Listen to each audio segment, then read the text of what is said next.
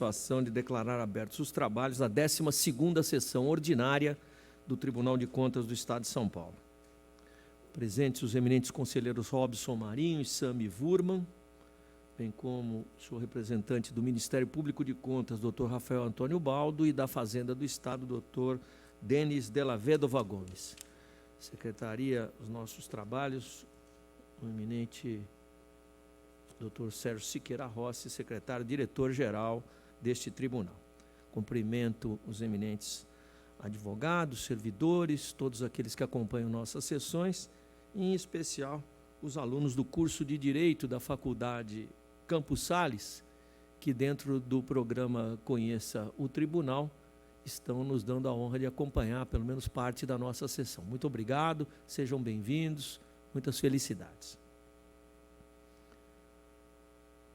Palavra livre aos senhores conselheiros. Não havendo interesse, declaro que a ata da sessão anterior será dada como lida e aprovada. Doutor Rafael, Vossa Excelência pretende ter vista ou sustentação em quaisquer dos itens da nossa pauta?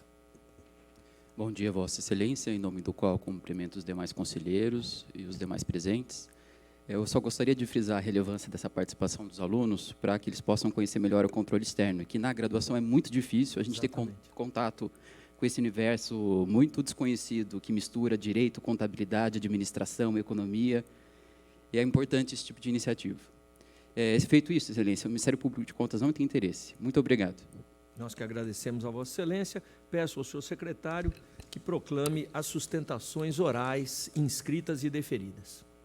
Vossa Excelência, itens 57, 59, 67, 85, Dr. Robson Marinho, 85 dividido, Câmara Municipal e Presidente, 89, Dr. Robson Marinho, 98, Dr. Sami Wurman, 102, que será presencial, senhor presidente, Sami Wurman, e 109, Dr. Sami Wurman.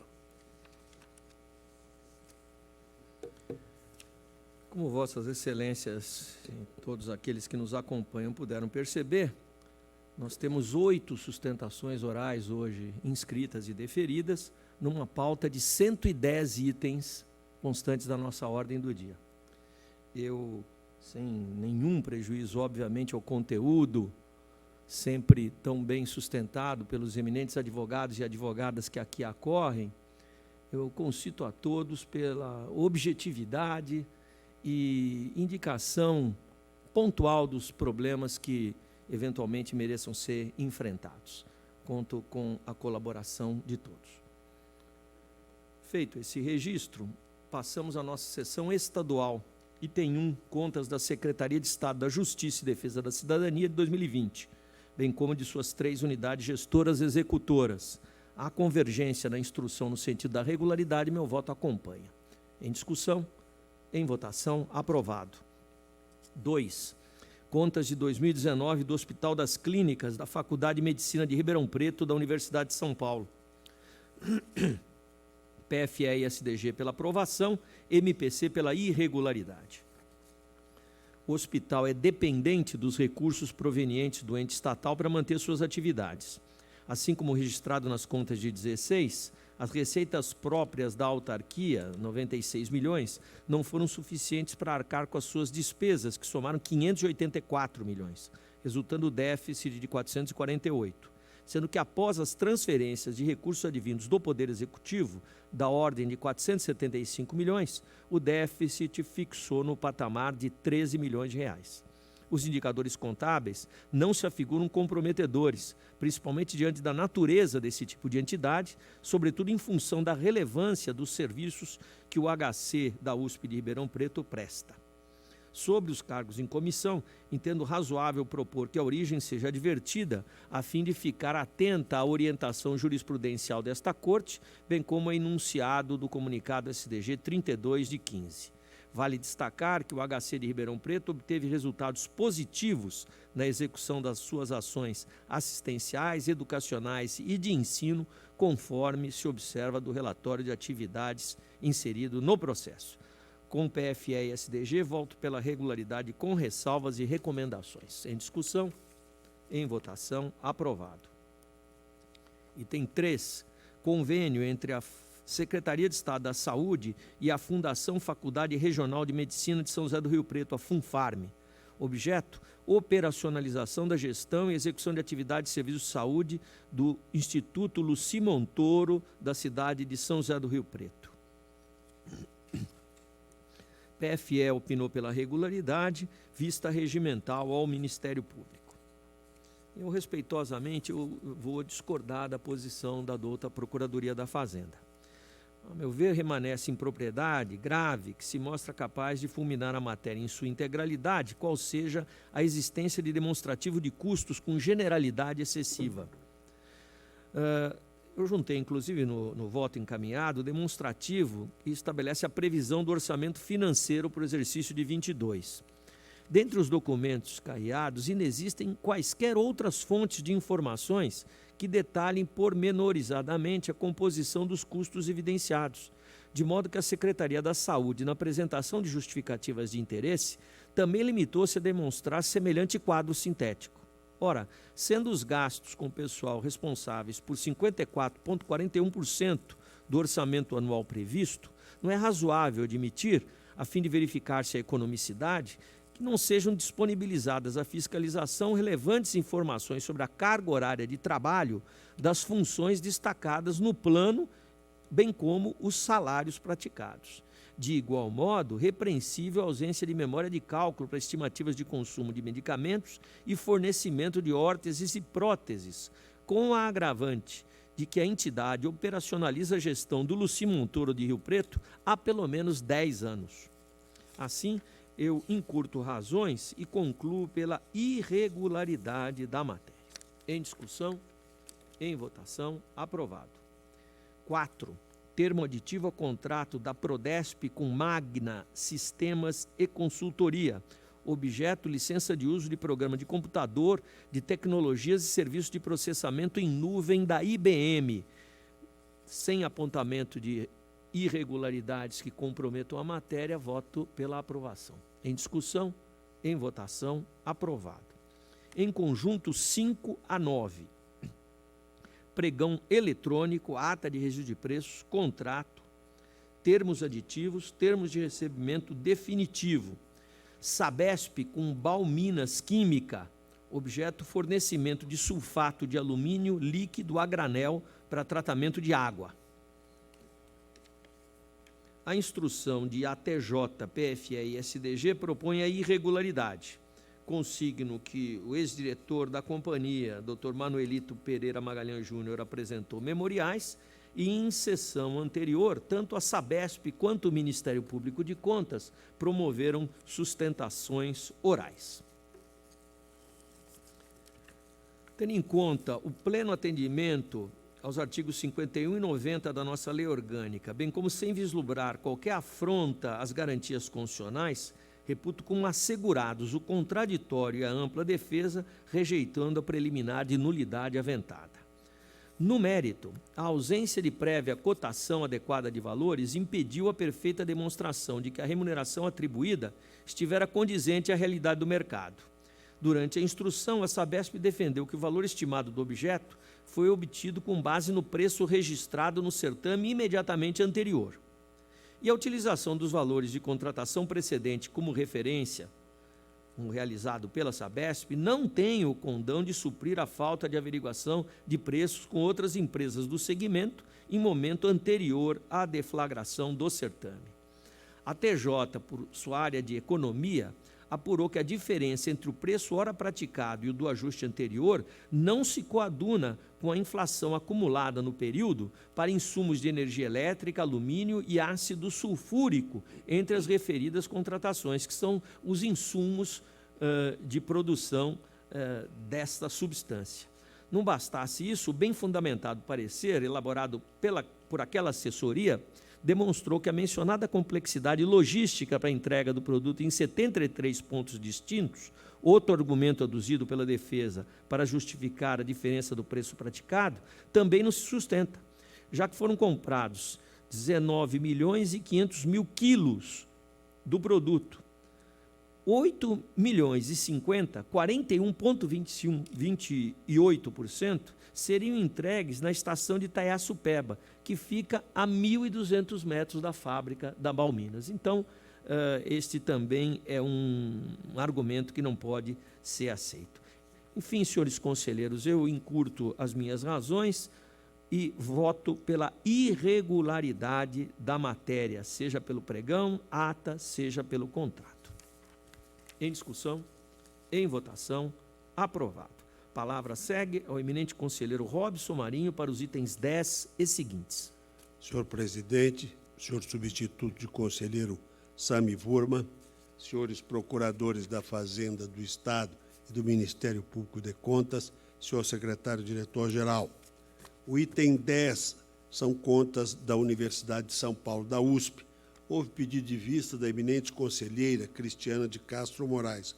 Como Sua Excelência não está nessa sessão, eu peço a retirada de pauta com reinclusão automática. Perfeitamente. Será E relato em conjunto, se Vossa Excelência me permitir, 11 a 23 da pauta. Pois não. Contrato de gestão, aditivos e prestação de contas da Secretaria da Saúde. A instrução é pela regularidade e o meu voto vai na mesma direção. Está em discussão, em votação, aprovado. Diferentemente, no item 24, prestação de conta dos recursos de convênio repassados em 2018 pela Secretaria de Estado da Saúde, a Unicamp, com interveniência da FUNCAMP, para gestão e execução das atividades de serviços de saúde no AME de Santa Bárbara do Oeste. Fiscalização ATJ e PFE opinam pela regularidade. Meu voto, senhor presidente, diverge da instrução. A questão central é a ausência de composição do custo unitário dos serviços prestados.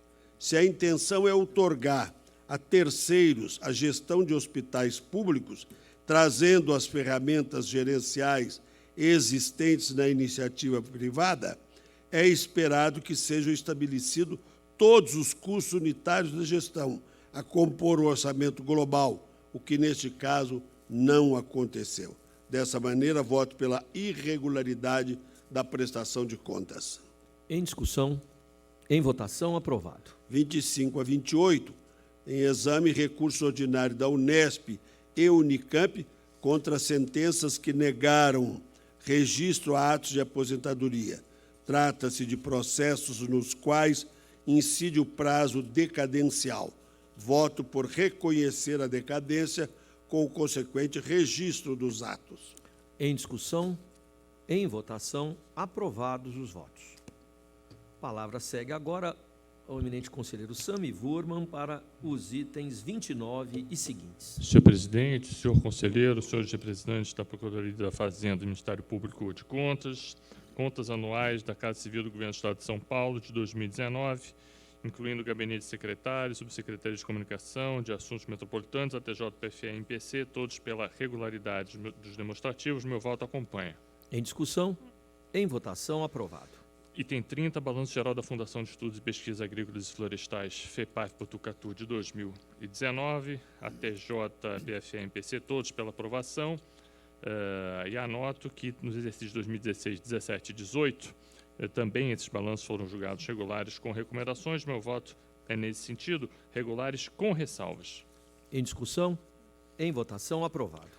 Item 31, termos de aditamento firmados entre a Prodesp, consórcio TTBS, Itaquaquecetuba, representado pela empresa Traiu Infraestrutura Limitada, além do acompanhamento de execução contratual relativos a ajustes que objetivou prestação de serviços de gestão, abrangendo a execução integrada dos serviços de implantação, operação e manutenção do posto poupa-tempo de Itaquaquecetuba.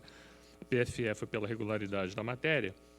Ressalto que a segunda Câmara julgou regulares o pregão, o contrato e o termo de redução, retificação e ratificação, bem como foi conhecido o acompanhamento da execução contratual até a vistoria realizada em 23 de abril de 2018. Foram realizadas 8 visitas, não tendo a fiscalização apontado nenhuma falha na execução. O ajuste foi finalizado em fevereiro do ano passado. Portanto, voto pela regularidade dos termos de aditamento, bem como pelo conhecimento da execução. Em discussão, em votação, aprovado. Agora relato conjuntamente itens 32 a 36 da pauta. Pois não. São chamamentos públicos e contrato de gestão entre a Secretaria de Estado de Saúde, pela Coordenadoria de Gestão de Contratos de Serviços de Saúde, a Fundação ABC. O objeto é a gestão e execução de atividades de serviço de saúde do ambulatório médico de Sorocaba, bem como aditivos. A instrução apontou falhas no contrato de gestão e, em relação aos aditivos, a fiscalização entendeu que esses estariam comprometidos por conta do princípio da assessoriedade. Já a PFE e a MPC foram pela regularidade, passo ao voto.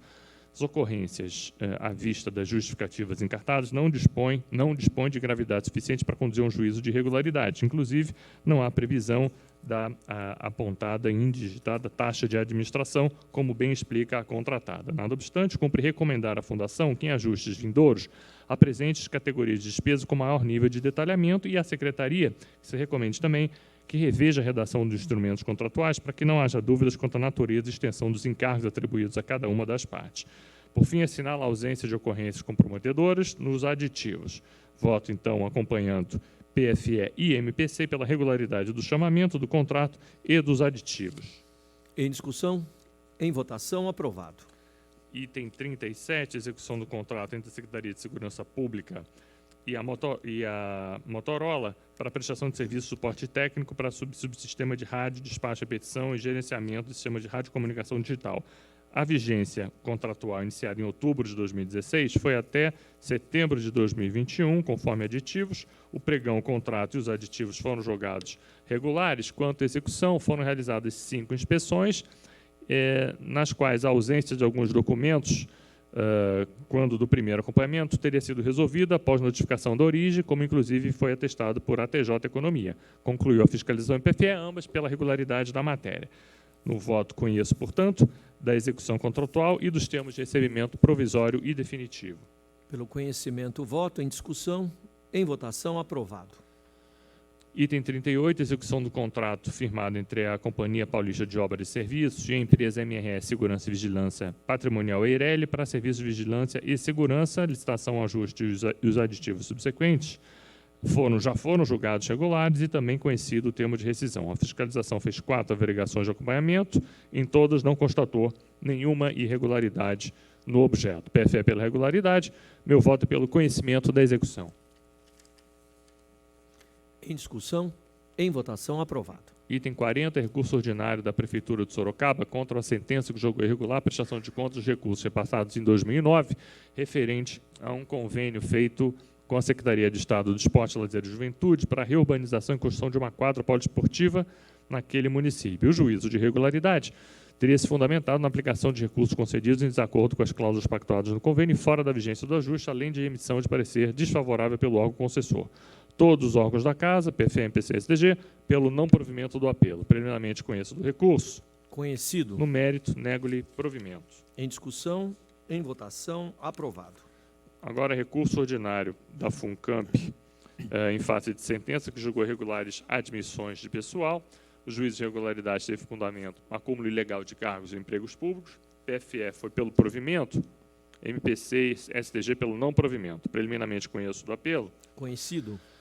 Ainda preliminar, afasta a arguição de nulidade formulada pela recorrente, uma vez que o fundamento para a aprovação do decisório desfavorável, mesmo externado na instrução dos autos originários, qual seja o acúmulo ilegal de cargos e empregos, tendo sido assegurado à Fundação o exercício contraditório e ampla defesa. No mérito, nego-lhe provimento. Em discussão? Em votação, aprovado. Item 41, recurso ordinário da Unicamp, que negou, contra a sentença que negou registro de atos de admissão de uma servidora, a senhora Naomi Andréa Takezaki. O juízo de irregularidade, também acúmulo indevido de cargos. O PFE foi pelo provimento, SDG pelo desprovimento. Preliminarmente conheço do recurso. Conhecido. No mérito, nego-lhe provimento. Em discussão? Em votação, aprovado. Agora, relato em conjunto, itens 42 e 43. Ambos são recursos ordinários da USP contra negativa de registro de aposentadoria. PFE se manifesta pelo não provimento, MPC pela suspensão da análise do ato, até que o plenário do Supremo se posicionasse sob a cautelar 6257 em ADI. Preliminarmente conheço do recurso. Conhecido. No mérito, tendo em vista que a autuação dos processos ocorreram em agosto de 2016 e janeiro daquele ano, estando, portanto, expirado o prazo decadencial de 5 anos para análise desses atos de aposentadoria pelo Tribunal de Contas, fixado pelo tema 445 de repercussão geral, declaro decadência do exercício e dou provimento aos apelos para conceder registro às aposentadorias aqui referidas. Em discussão, em votação, aprovados os votos. Encerramos assim a nossa sessão estadual. Eu aproveito a oportunidade, antes de passar para a municipal, para dar uma informação de interesse geral para a sessão da semana que vem desta Câmara. Por razões de ordem técnica, a sessão será realizada online. Então, já fica a douta PFE ciente disso, bem como todos aqueles que acompanham as nossas sessões. Senhores advogados, os gabinetes, SDG, e oportunamente a DTI encaminhará link para o devido contato e participação. Obrigado, doutor Denis. Bom dia.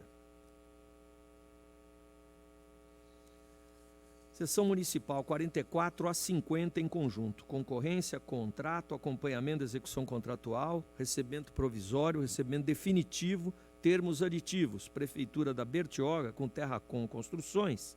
Objeto, execução de obra de pavimentação e qualificação de vias do centro e loteamentos adjacentes.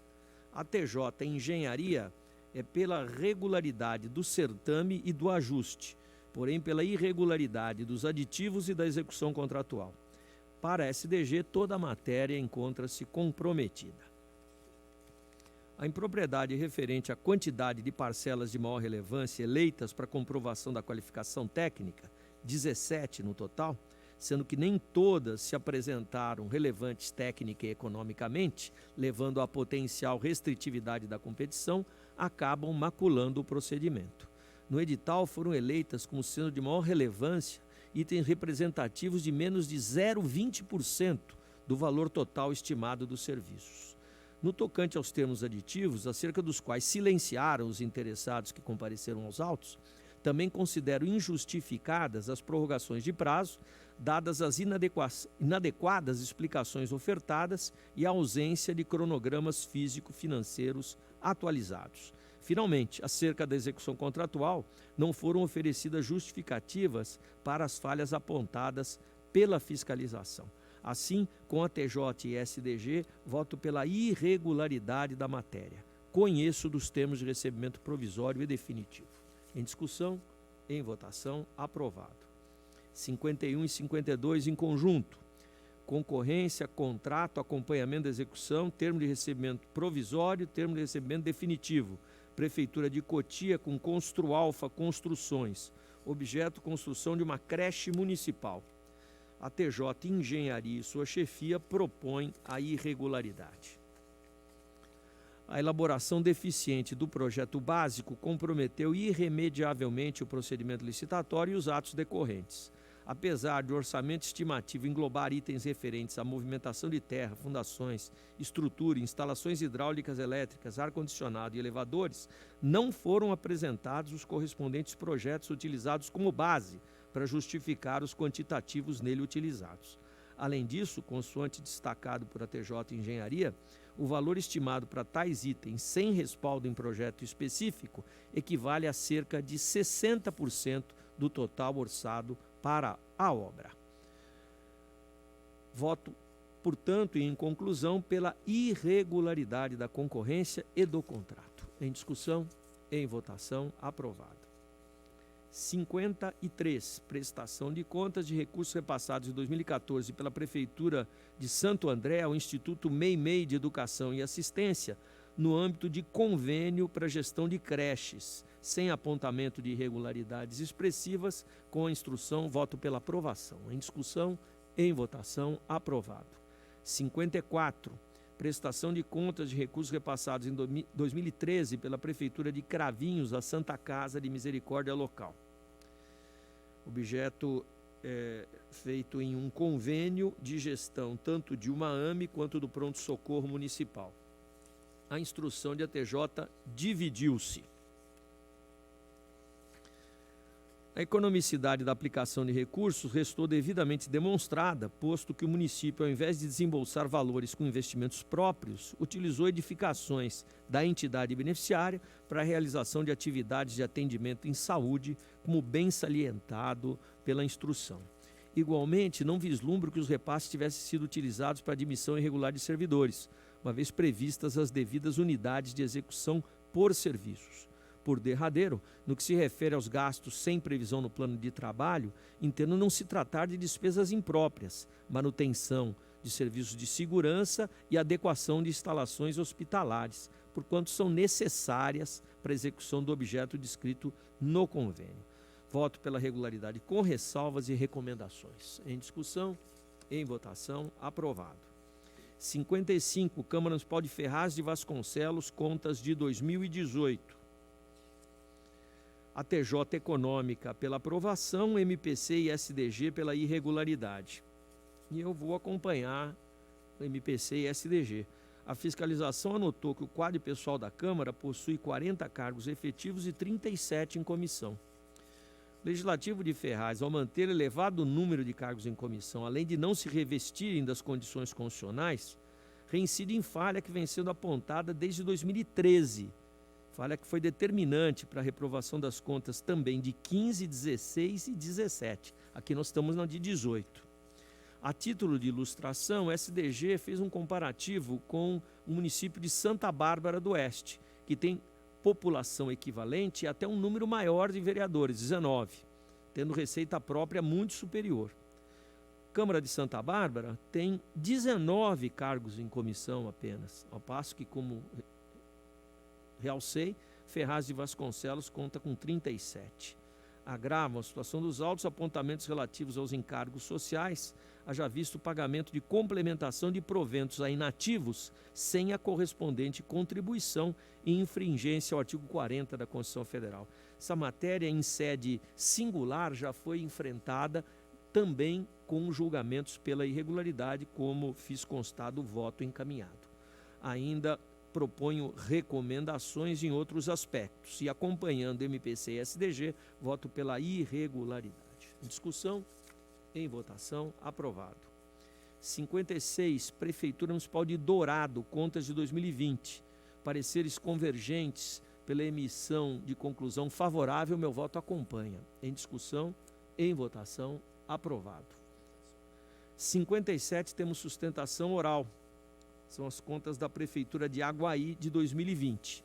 Apregou a doutora Mônica Liberati Barbosa Honorato. Bom dia, doutora Mônica, como vai? Bom dia. Bem-vinda à nossa sessão. Vou fazer uma síntese de um relatório. Essas contas foram fiscalizadas pela nossa UR19, a Unidade Regional de Mogi Guaçu. A Prefeitura apresentou suas justificativas, que foram avaliadas por a TJ Econômica, Jurídica e Chefia, que propuseram a emissão de parecer favorável. Já o Ministério Público de Contas pugnou pela reprovação pelos seguintes aspectos: resultados deficientes do IEGM, elevado percentual de alterações orçamentárias, inconsistências contábeis, inexistência de legislação municipal prevendo atribuição de cargos em comissão, falhas na gestão de recursos humanos, pagamento de gratificações fixadas de maneira subjetiva, ausência de apresentação de declaração de bens pelos servidores efetivos, ineficiente gestão da rede municipal de ensino, considerando que há déficit de vagas em creches municipais. São esses os aspectos que pareceram ao MPC comprometedores e assim não pareceram à TJ. Vossa Excelência tem a palavra pelo prazo regimental.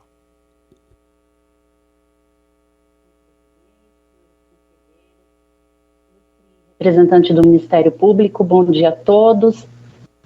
Cuida-se aqui das contas da Prefeitura Municipal de Aguaí do exercício de 2020. Eu não pretendo me alongar, até mesmo em virtude aí do pedido do presidente da Câmara. A Prefeitura Municipal de Aguaí, ela vem de uma série de aprovações de suas contas, em razão de uma gestão séria, pautada na melhora da prestação dos serviços públicos e na proteção do erário. Os dados trazidos em relatório, Excelência, foram corroborados pelas assessorias técnicas e demonstram o alegado nas justificativas apresentadas pela Prefeitura Municipal. Foram cumpridos todos os preceitos constitucionais e legais. Mesmo em ano de pandemia, a Prefeitura conseguiu a correta aplicação no ensino e a aplicação de todos os recursos do Fundeb, do valor total recebido, aplicação na saúde, foram cumpridos os limites de gasto com pessoal, de transferência à Câmara Municipal de Vereadores, o pagamento de todos os encargos sociais, de precatórios, a quitação correta de precatórios. Os resultados financeiro, patrimonial do município foram positivos, a redução da dívida de longo prazo. Essa corte ainda verificou, Excelência, a gestão adequada do enfrentamento da pandemia de Covid-19 e, principalmente, o atendimento às restrições do último ano de mandato. As falhas trazidas em relatório, as falhas trazidas pelo Ministério Público, foram objeto de determinações fortes do prefeito municipal para que seus servidores regularizem esses pontos e, principalmente, a busca incessante na melhora dos índices do IEGM do município. Assim, Excelência, em virtude dos números apontados, bem como da ausência de falhas que possam comprometer a aprovação das contas, pede-se que seja emitido parecer favorável às contas da Prefeitura de Aguaí do exercício de 2020.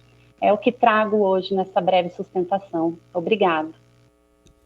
Muito bem, doutora Mônica. Vossa Excelência conseguiu sintetizar perfeitamente todos os argumentos necessários a bem cumprir com a representação do seu cliente.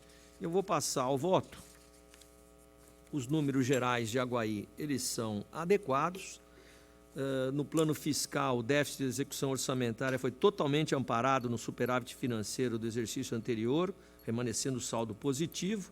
Demais aspectos econômicos, houve redução da dívida de longo prazo, elevação do resultado patrimonial. Assim, as alterações orçamentárias não ganham um relevo mais expressivo. E todas as demais falhas não possuem força para reprovar as contas em apreço, cabendo ou determinação para correção imediata ou recomendação conforme consta no voto que encaminhei a vossas excelências. Assim, com a TJ, voto pela emissão de parecer favorável. Em discussão, em votação, aprovado. Obrigado, doutora Mônica. 58, Prefeitura Municipal de Miracatu, contas de 2020.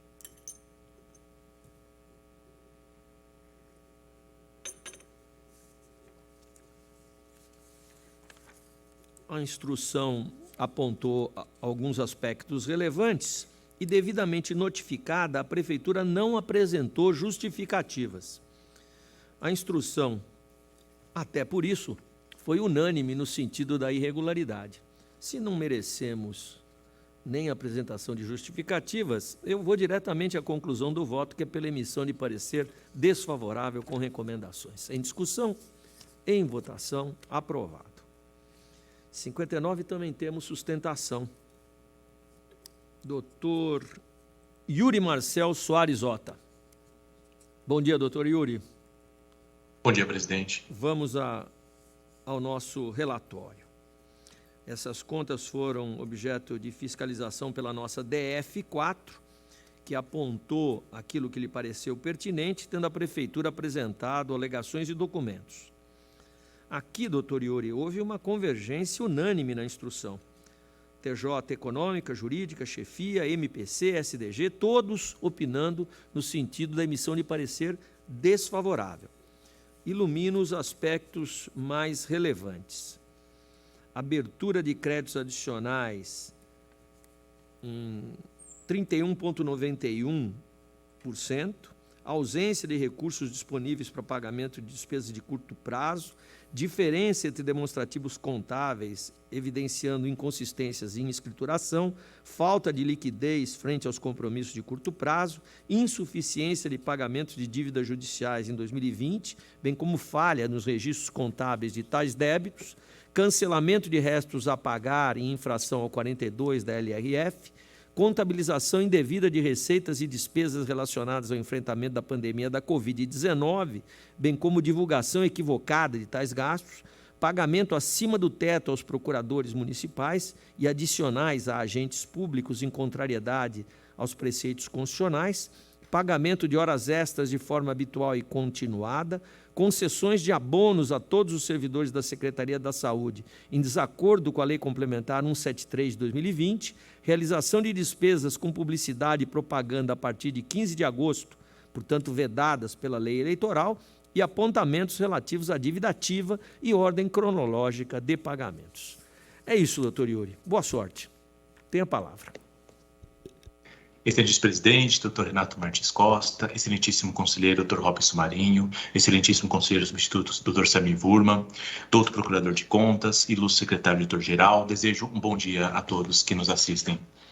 Excelências, eu vou focar nas questões de maior relevo que impactaram nas manifestações dos órgãos técnicos, iniciando minha manifestação tratando dos aspectos econômicos e financeiros que foram obtidos durante o exercício em exame, que demonstram o progresso obtido pela gestão do senhor Átila Giacomussi. Aqui, não se pode deixar de mencionar que o exercício de 2016 se encerrou com um déficit orçamentário de 18,26%, que foi acompanhado de um resultado financeiro negativo de mais de 144 milhões de reais, deixado pela administração anterior. E diante desse cenário, a administração do meu constituinte buscou progressivamente e ativamente aprimorar a saúde financeira do município de Mauá, obtendo ano a ano uma constante redução do déficit de execução orçamentária em comparação com 2016, passando em 2017, primeiro ano de sua gestão, para um percentual de 2,27% da receita arrecadada. No exercício de 2018, para um déficit de 1,30% e alcançando finalmente em 2019 a completa reversão do resultado orçamentário negativo com um superávit de 2,50%, sendo que em 2020 foi obtido novamente um superávit orçamentário correspondente ao percentual de 2,83%. Assim, o exercício de 2020 se encerrou com um superávit orçamentário de mais de 31 milhões, que possibilitou um grande decréscimo do déficit financeiro de mais de 79% em comparação com 2019.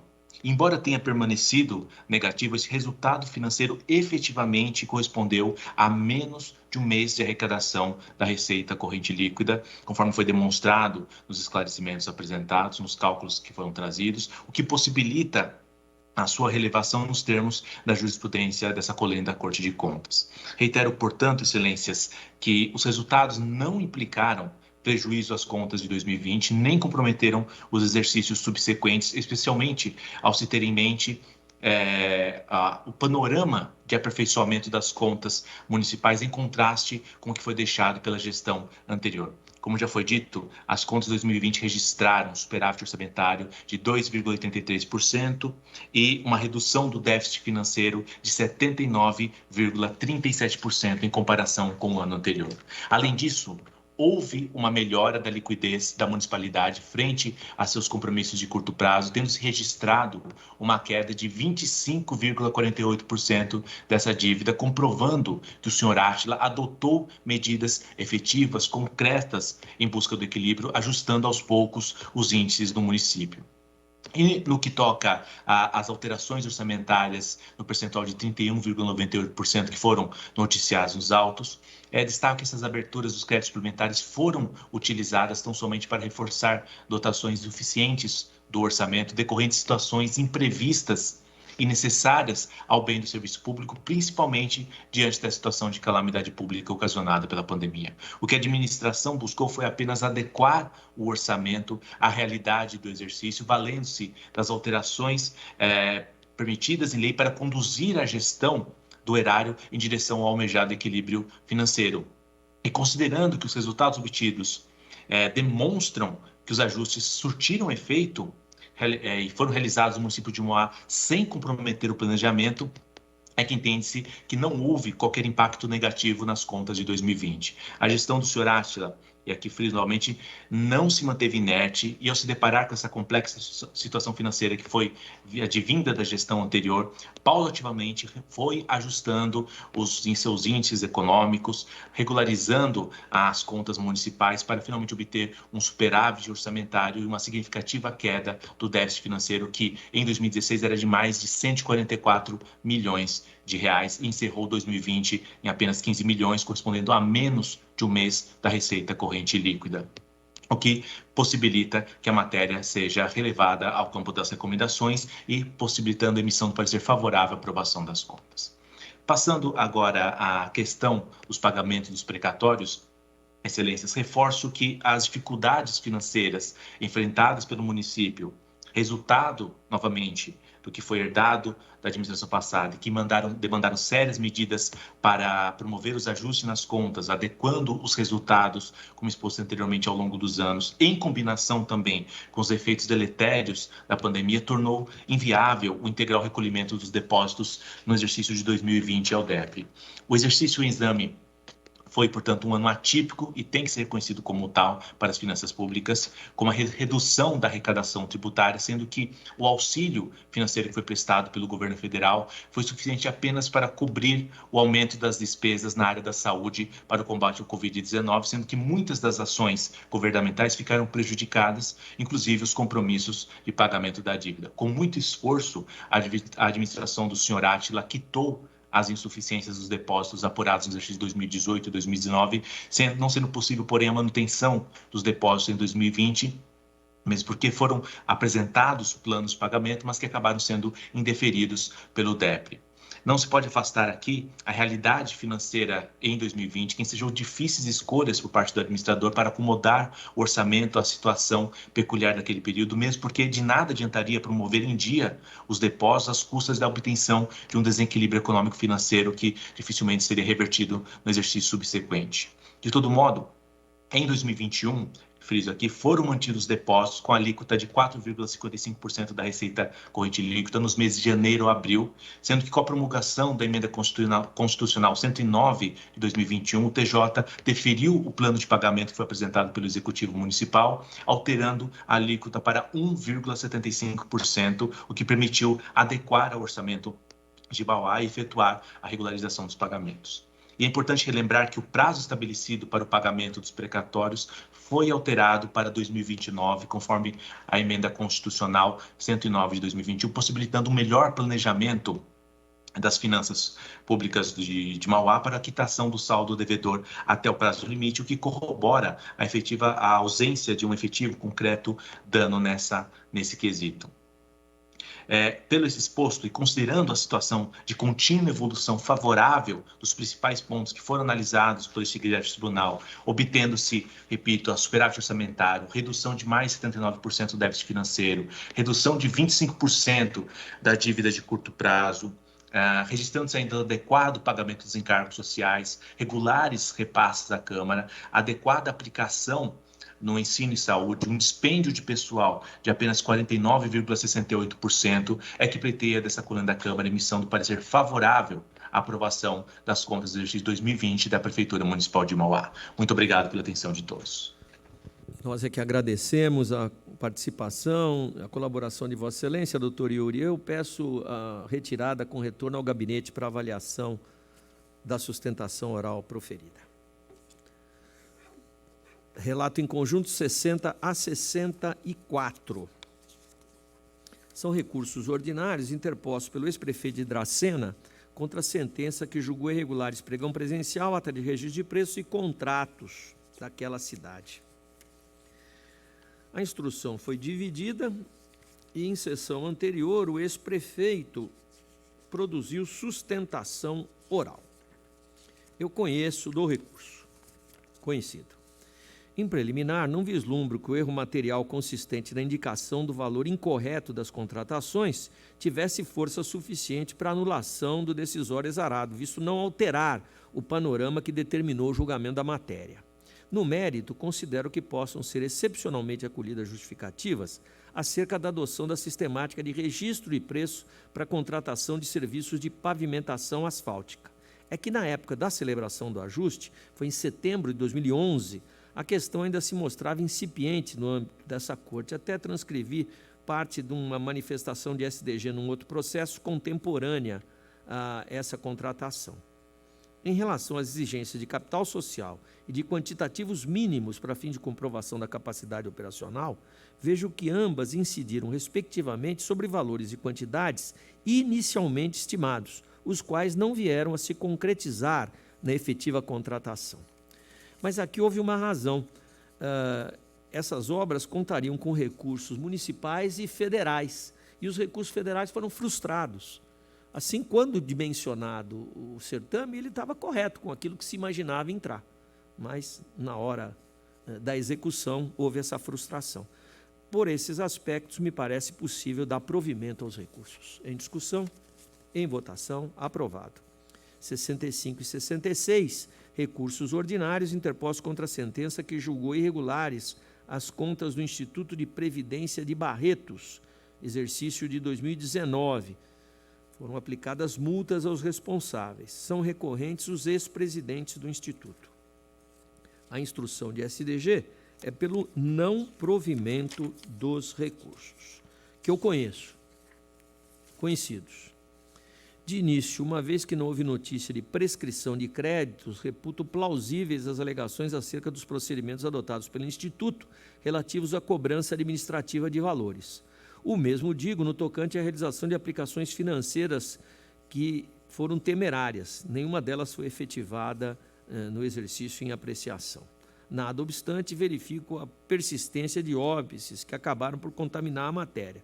Refiro-me à ausência de elaboração de laudo atuarial, ao impedimento da obtenção de certificado de regularidade por conta de procedimentos que deveriam ter sido adotados pelo Instituto, especialmente a ausência de diversos documentos que eu explicito no voto encaminhado e chamo atenção em especial para a falta do demonstrativo de aplicações e investimento dos recursos. Sem embargo, tendo em vista a atenuação das falhas apresentadas em primeira instância, considero pertinente a redução das penalidades para 160 UFESPs.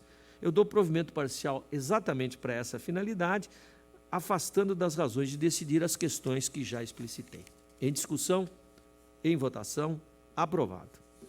67 é mais uma sustentação oral. Pregou o doutor Adilson Guimarães, que na oportunidade representa o Consórcio Intermunicipal de Saúde do Vale do Ribeira e Litoral Sul. Doutor Adilson Guimarães. Bom dia, doutor Adilson. Bom dia, senhor presidente. Vou fazer uma síntese do relatório e passo a seguir a palavra a Vossa Excelência. Trata-se de recurso ordinário interposto contra a sentença que julgou irregulares as contas do Consórcio Intermunicipal de Saúde do Vale do Ribeira e Litoral Sul, o ConSaúde, exercício de 2016. É recorrente o consórcio. Seguintes questões conduziram ao juízo de reprovação. Déficit orçamentário de 3.156.000, não amparado por superávit financeiro do exercício anterior, provocando piora de 21,42% no resultado financeiro. Resultados econômico e patrimonial negativos, recolhimento insuficiente de encargos sociais, descumprimento da ordem cronológica, conciliações bancárias pendentes, desacertos no controle interno, imperfeições em licitação e contrato. A empresa vencedora do pregão 5915 não detinha cadastro de contribuinte municipal na data da licitação. Execução de plantões consecutivos que superam 24 horas nas áreas de pediatria, neonatologia, ginecologia obstetrícia e neurociência de urgência. Despesas em duplicidade, montante de R$ 10.005 com serviço de regime de plantão, com determinação de restituição de determinada quantia. As razões recursais foram apreciadas pelo MPC e por SDG, foram convergentes no sentido do provimento parcial para afastar a determinação de restituição do valor de R$ 2.100. Este é o relatório. A defesa tem a palavra pelo prazo regimental. Bom dia, senhor presidente, senhores conselheiros, representantes do Ministério Público. Primeiro, agradeço a oportunidade de estar falando nesse momento com os senhores Com relação ao déficit orçamentário apontado na sentença, né, tenho a dizer o seguinte: hoje, esse déficit financeiro ele foi apontado em 21,42% déficit orçamentário em relação ao orçamento anterior. Porém, ele não representa a realidade hoje financeira do consórcio, né, naquele momento. Deste valor que ele apontou no déficit orçamentário, ele, fazendo uma divisão desses valores, verifica-se que o principal elemento levado em consideração na sentença desconsiderou naquele momento que o principal montante era de restos a pagar, que correspondia ali a 21,42% desse montante apontado. E esses restos a pagar que o consórcio teve naquele momento foi em decorrência da necessidade de aquisição de estoques de produtos e materiais médicos para o exercício seguinte. Quando chega novembro ou dezembro de cada ano, o consórcio tem que adquirir uma grande quantidade de medicamentos para fazer frente às demandas dos meses, especialmente de dezembro e janeiro. Então, essas questões são... esse valor corresponde a esses restos a pagar e não realmente ao exercício anterior. E esses restos a pagar em 2017, eles foram todos liquidados em relação a essa situação. Decorre essa necessidade por nós fazermos a gestão consórcio de um hospital público aqui no Vale do Ribeira, que é naquele momento, e o Hospital Regional de Itanhaém naquele momento, que são os únicos a atender, são os únicos com portas abertas de urgência e emergência para atender uma realidade, seja da BR-116, seja dos 24 municípios que fazem parte dessa região. Então, para não deixar esses serviços faltando naquele momento, era necessário fazer essas compras. E isso corresponde ao déficit, aos restos a pagar, que corresponde a 21,42% daquele montante. Também, esse déficit orçamentário, em relação à receita, em relação à receita do consórcio, ele corresponde a 2,22% dessa receita. Tá? Lembrando que o consórcio ele depende de 95,60% do convênio com a Secretaria de Estado de Saúde para fazer a gestão do Hospital Regional Dr. Leopoldo Bevilacqua. E 85,4% desse valor dessa receita são utilizados para as metas. E os outros restantes 14,6% que são utilizados para pagar principalmente a dívida fundada, que são esses impostos e os precatórios. Então, que corresponde aí, naquele período a um total de 9 milhões. Então, significa que o consórcio, o valor apontado do déficit orçamentário, ele não implica, o consórcio tem liquidez para realizar e honrar com as suas dívidas, tá, em relação a essa situação. Bom, também ele utilizou naquele período para tentar corrigir essa situação do déficit orçamentário. Pode-se observar que no exercício de 2017 e 2018 houve uma redução desse déficit. Inclusive, não houve mais déficit orçamentário negativo, só positivo, porque ele implementou uma série de medidas para corrigir essa situação. Tanto que de 2018 a 2017 houve uma redução de 26,25% do déficit orçamentário, déficit financeiro.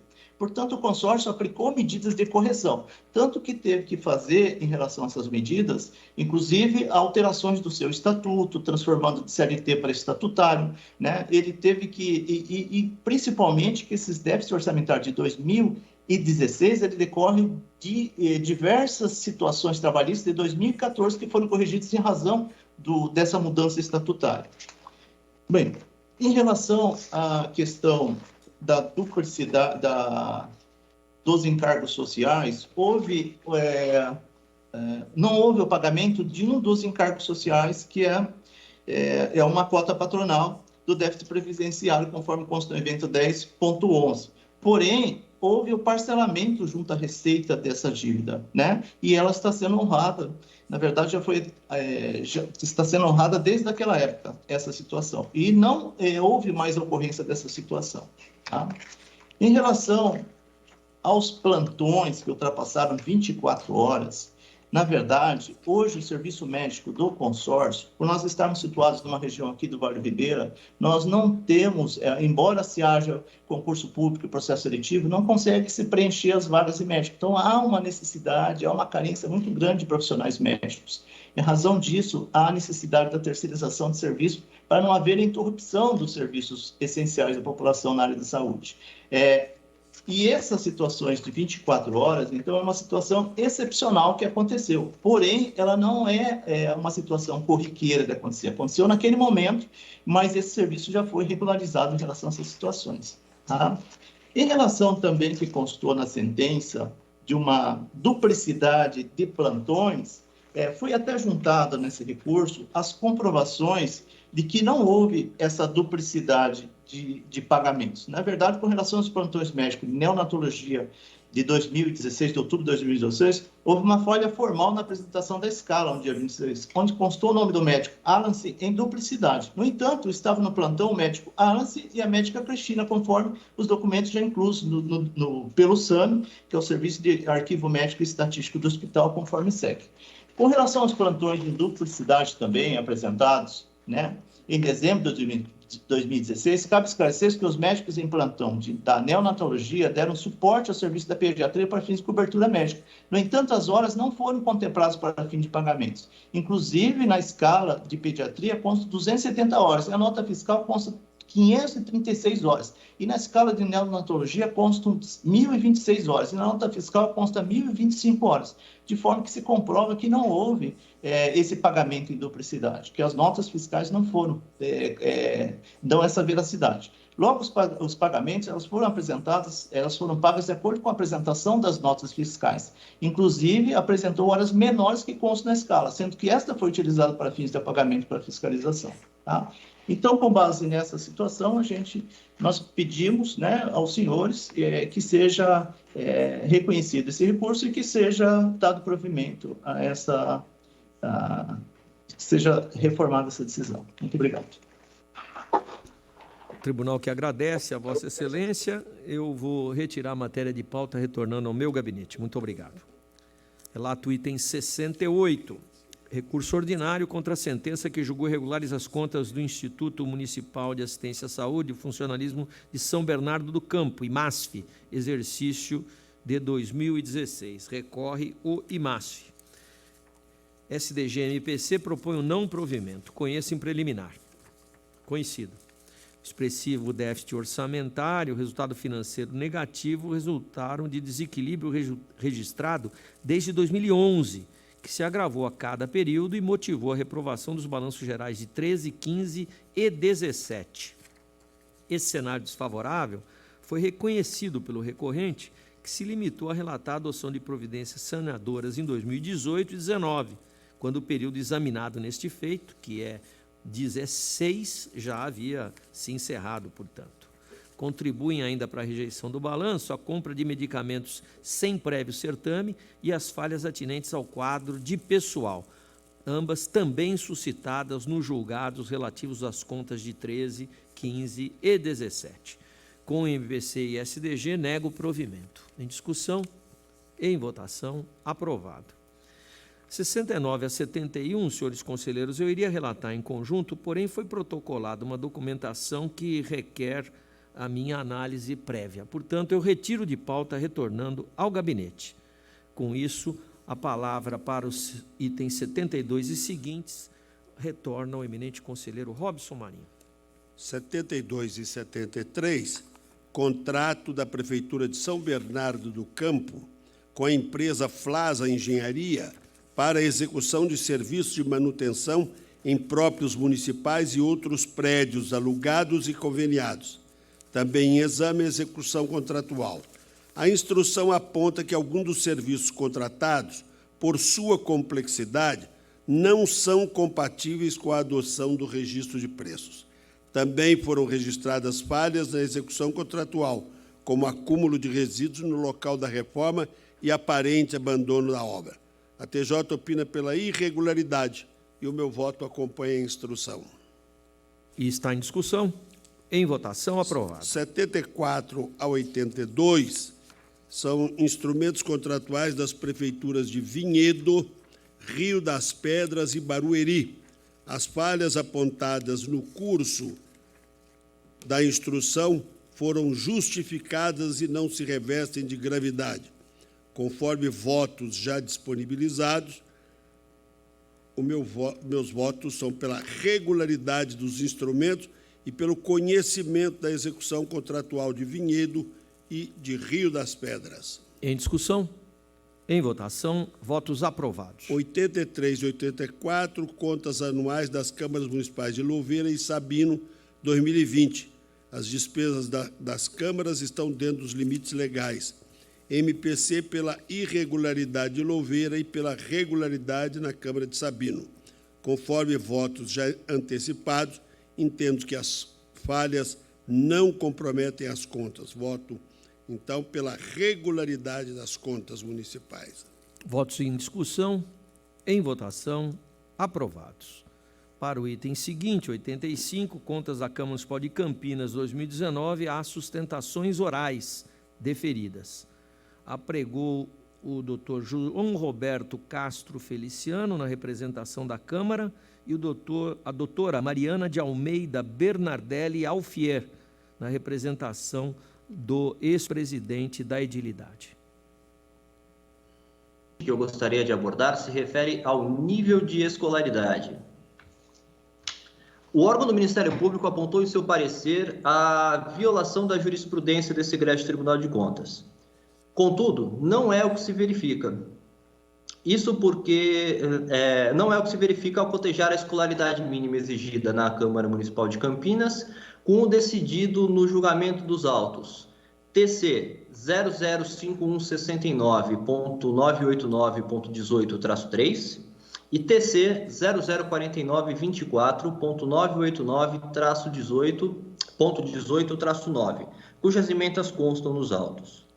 Ainda assim, a presidência da Câmara logrou equacionar também essa questão, mediante a tramitação do projeto de resolução que culminou na aprovação da resolução número 974 de 2020, que aumentou a escolaridade mínima necessária. A gratificação de trabalhos técnicos, também apontada no relatório do Ministério Público de Contas, foi extinta por meio do ato da mesa da Câmara, publicado no Diário Oficial do Município, em 19 de junho de 2020. Após a tramitação do processo administrativo número 26.342, cuja tramitação iniciou-se ainda no exercício de 2018. Também foi a presidência com mandato no biênio 2019-2020 que editou a portaria da mesa número 84 de 2020, que revogou as nomeações decorrentes de concurso interno de promoção realizado no ano de 2014, sanando em definitivo qualquer irregularidade que possa haver sido, no passado, objeto de apontamentos dessa Corte. Questiona ainda o órgão do Ministério Público de Contas a devolução orçamentária ao final do exercício, ainda que tal devolução decorra de economia na execução orçamentária, não concessão de revisão geral anual dos vencimentos dos servidores e economias obtidas nos processos licitatórios. Com o devido respeito, excelências, longe de caracterizar qualquer irregularidade, a execução do orçamento, objetivando a redução de despesas, reflete verdadeira concretização do princípio da eficiência, sendo este, inclusive, o posicionamento recorrente da Corte, como se verifica nos julgamentos do TC 0049.98.989.18-0, TC 005489.989.19-4 e outros cujas emendas também constam já de manifestação nos autos. Por fim, excelências, eu peço licença para trazer, a título de comparação, o resultado do julgamento das contas da Câmara Municipal de Campinas para o exercício de 2018. Em 15 de setembro de 2021, o plenário da Corte julgou regulares as contas da edilidade, reconhecendo iniciativas que demonstraram o comprometimento em atender às recomendações desse Tribunal de Contas. Restou demonstrado que no exercício sob julgamento, tais iniciativas renderam frutos concretos, estando finalmente equacionadas e de modo definitivo as questões relacionadas ao quadro de pessoal que, no passado, implicaram na irregularidade das contas da administração. Foram revogados atos que concediam gratificações, cargos em comissão foram extintos, nomeações realizadas mediante concurso interno de promoção foram desfeitas e a exigência de escolaridade mínima foi aumentada. É por essas razões, excelências, que eu concluo minha sustentação oral rogando pelo julgamento favorável das contas da Câmara Municipal de Campinas relativas ao exercício de 2019. Muito obrigado pela atenção e um bom dia de trabalho a todos. Muito obrigado a Vossa Excelência, doutor João Roberto. Doutora Mariana, a palavra de Vossa Excelência.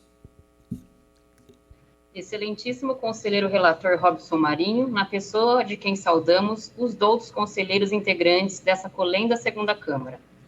Excelentíssimo representante do Ministério Público, excelentíssimo representante da Fazenda do Estado, nobres servidores, prezados colegas, senhoras e senhores, bom dia. Seremos breves em nossa sustentação. Como bem explanado pelo douto procurador da Câmara Municipal de Campinas, a hipótese é de aprovação das contas em julgamento. 2019 foi o primeiro ano de administração do Legislativo Campineiro pelo ilustre vereador Marcos Bernardelli. Pode-se afirmar, excelências, que desde sua posse cuidou o referido administrador em gerir a Casa Legislativa de Campinas em estrito compasso com sua laboriosa controladoria e combativa procuradoria, especialmente visando sanar e atender a todos os apontamentos e as recomendações dessa Corte de Contas sobre as diversas questões levantadas em exercícios anteriores.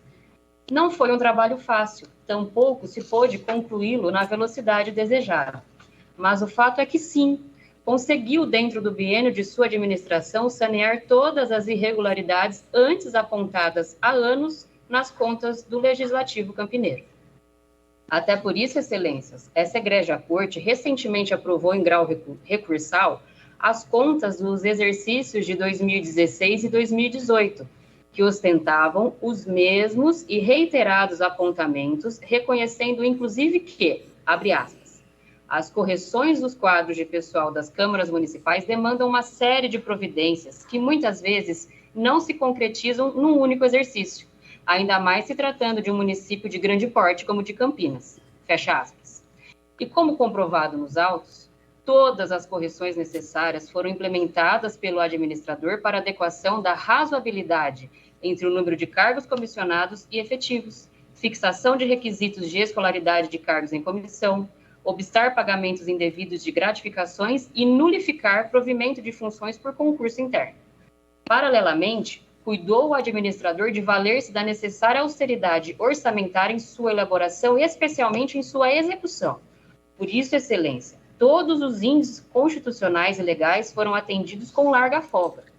Destaca-se ainda que em 2019 a previsão orçamentária foi muito abaixo do limite constitucional do artigo 29A, de 4,5% da receita corrente líquida do município no exercício anterior, ficando em 3,73%, sendo que em 2020 a mesma previsão foi reduzida ainda mais, para 3,38%.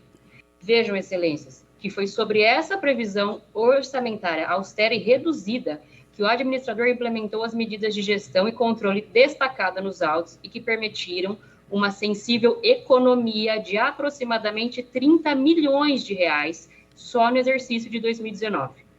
Portanto, reiterando tudo mais que dos autos consta, em atenção aos julgamentos exarados sobre as contas dos exercícios de 2016 e 2018, serenamente aguardamos a aprovação das contas de 2019, nos termos do artigo 33, inciso 1, da Lei Complementar 709 de 93. Respeitosamente é o que se requer. Muito obrigado. Um excelente trabalho a todos. Nós que agradecemos a Vossa Excelência, doutora Mariana. A palavra retorna ao conselheiro Robson Marinho. Senhor presidente, em homenagem ao doutor João Roberto e à doutora Mariana de Almeida, que fizeram boas sustentações orais, mais ainda em respeito à administração dos anos de 19 e 20, do ex-presidente Marcos José Bernardelli, eu vou proferir o voto, senhor presidente. Perfeitamente.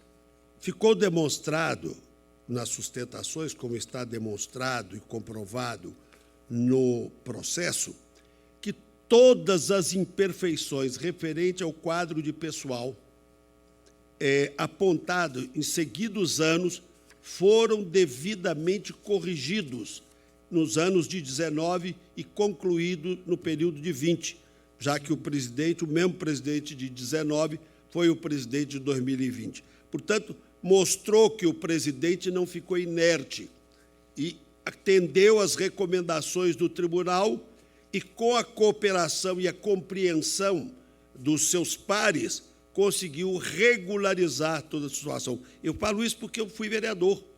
Então, o presidente da Câmara não decide sozinho. Ele depende da compreensão, da articulação, da boa vontade, do companheirismo de todos os vereadores. E, felizmente, que fique Campinas 19, e com certeza vai ser assim em 2020, como exemplo para outros municípios de grande porte e que recebem as recomendações reiteradas do tribunal e não tomam as providências para botar a casa em ordem. Se as contas de 2018 foram aprovadas, as de 2019 com muito mais razão, porque aí sim, e aliás, com certeza, 2018 foi aprovado em parte por causa das providências que começaram a ser tomadas em 2019 e que foram concluídas satisfatoriamente em 2020. Portanto, senhor presidente, eu encurto razões, o meu voto eu já encaminhei a Vossa Excelência, cumprimento o doutor João Roberto, a doutora Mariana e, especialmente, ao ex-presidente Marcos José Bernardelli, e meu voto é pela regularidade das contas de 2019 da Câmara Municipal de Campinas. Está em discussão. Em votação, aprovado. 86 e 87, senhor presidente, contas anuais das prefeituras de Nova Guataporanga e Zacarias relativas a 2020. A TJ é pelo parecer favorável, o MPC diverge. Acompanho o parecer da TJ, os índices legais e constitucionais estão em ordem e as falhas podem ser objeto de recomendações. Voto pela emissão de parecer favorável às contas. Em discussão. Em votação, votos aprovados. 88, recurso ordinário da Prefeitura de Salesópolis contra a decisão considerou irregulares convites e decorrentes contratos firmados para atividades diversas nos setores de contabilidade e finanças. Entre as falhas apontadas estão a ausência de estudos sobre a economicidade da contratação e a ausência de profissionais da área do contrato nos quadros próprios da Prefeitura. O MPC pelo desprovimento, SDG é pelo provimento. Em preliminar, conheço o recurso. Conhecido. No mérito, acompanho o SDG. Quanto ao convite de número 7 decorrente contrato, esse durou apenas 150 dias e objetivava um diagnóstico sobre os recursos humanos, gasto com pessoal e composição da folha de pagamento. Portanto, não se tratou de substituir servidores em atividades típicas do poder público, mas de um projeto com escopo delimitado e duração certa. Já quanto ao convite número 3 e respectivo contrato, novamente ficou claro o caráter temporário do ajuste. A contratação foi necessária pelo aumento na demanda de serviços durante a transição entre gestões da Prefeitura, 2016 e 2017. O cargo de contador era comissionado e seu ocupante foi substituído. A defesa noticia, por fim, que foi criado um cargo efetivo de contador e realizado concurso público para preenchê-lo. Eu encurto razões e voto pelo provimento do recurso. Em discussão? Em votação? Aprovado o voto. 89 e 90, recursos de ex-presidente... A sustentação. 89, relato conjunto com 90, na representação do ex-prefeito Luciano de Almeida Semenzato, apregou o doutor Cleiton Machado Valério da Silva. Bom dia, doutor Cleiton. Bom dia, Excelência. Então, a palavra é do conselheiro Robson Marinho para o relatório.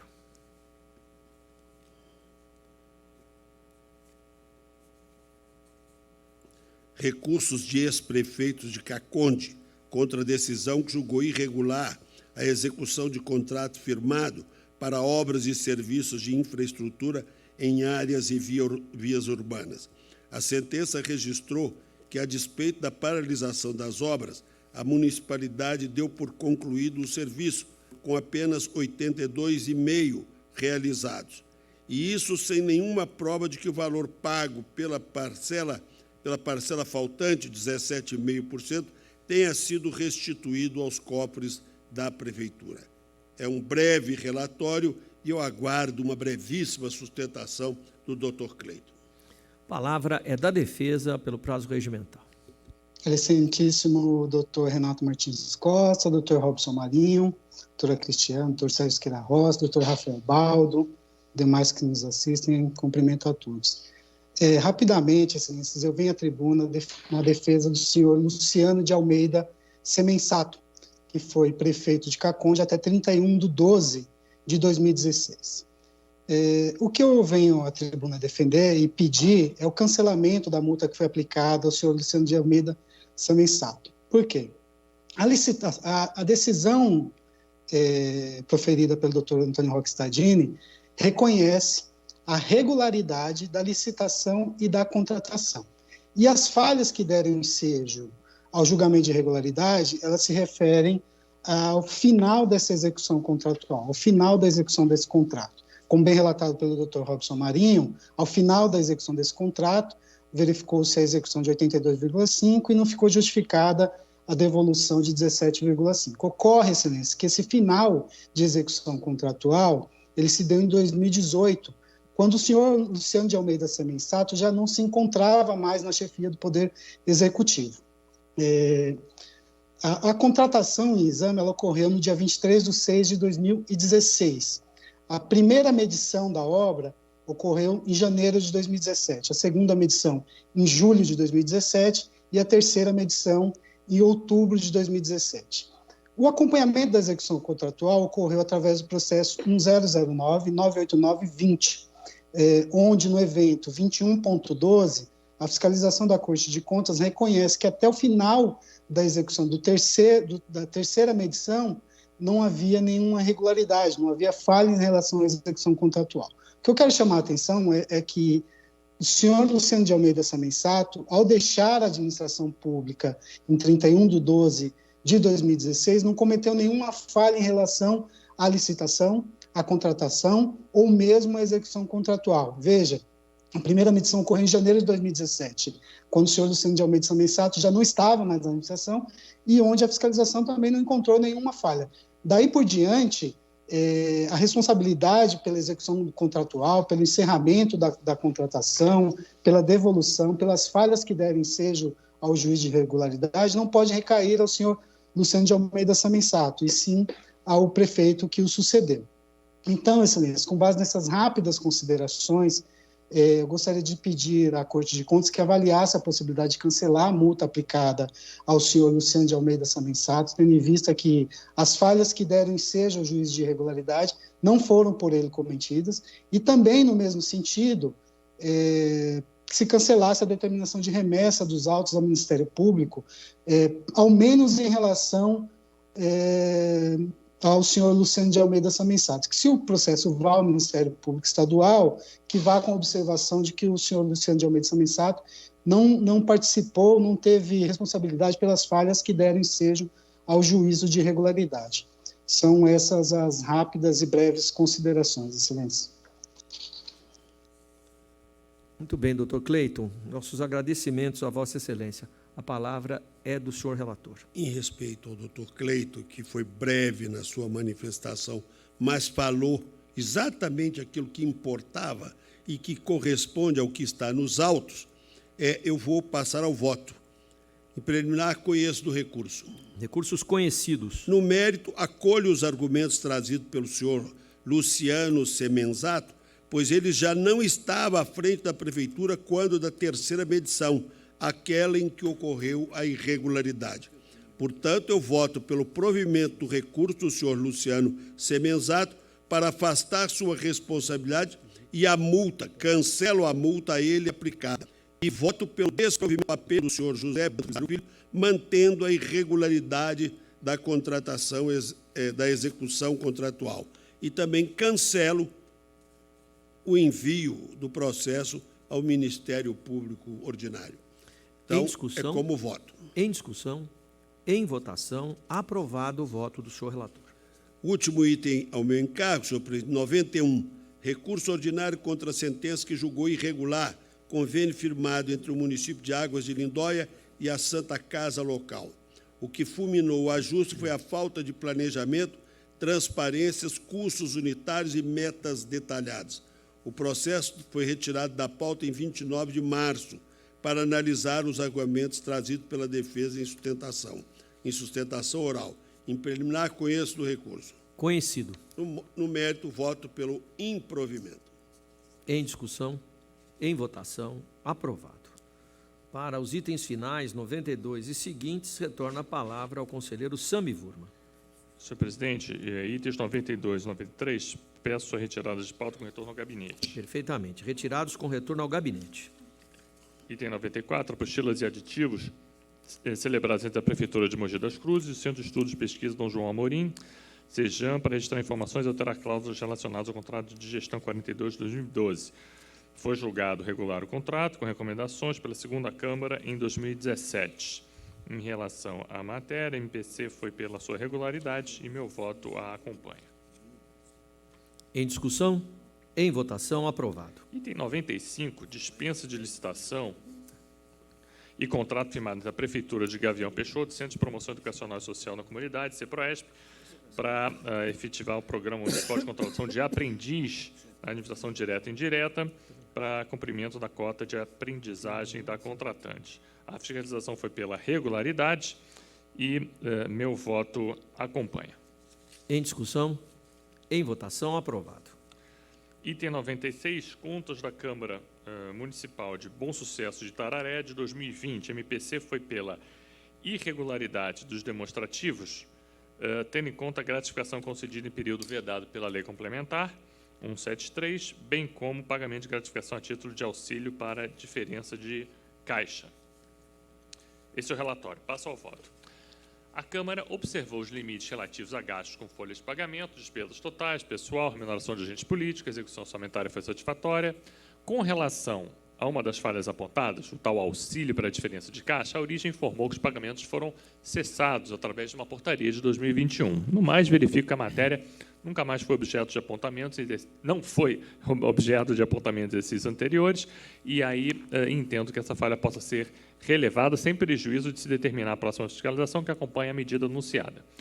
Apesar da possibilidade de relevar tal falha, há questão suficiente a ensejar irregularidade nas contas. Refiro-me ao apontamento sobre o descumprimento da Lei Complementar Federal 173/2020, que dispõe sobre vedações de alguns gastos públicos em meio atestado ao estado de calamidade do artigo 65 da LRF. O município decretou um estado de emergência em março de 2020, através de um decreto, tendo sido reconhecida essa situação calamitosa pela Assembleia Legislativa de São Paulo, e a inspeção constatou que no exercício em exame teria havido, então, a concessão da gratificação a uma servidora para compor comissão de avaliação de bens patrimoniais. A origem alegou a existência de prévia determinação legal, alegando que essa gratificação estaria amparada por uma ressalva do artigo 8º da Lei Complementar 173, mas, como bem ressaltou a MPC, destacando, inclusive, o posicionamento dessa Corte de Contas em consulta do ano de 2020, a respeito da aplicação desse artigo, a vantagem de concessão discricionária não se amolda à ressalva da lei, estando, portanto,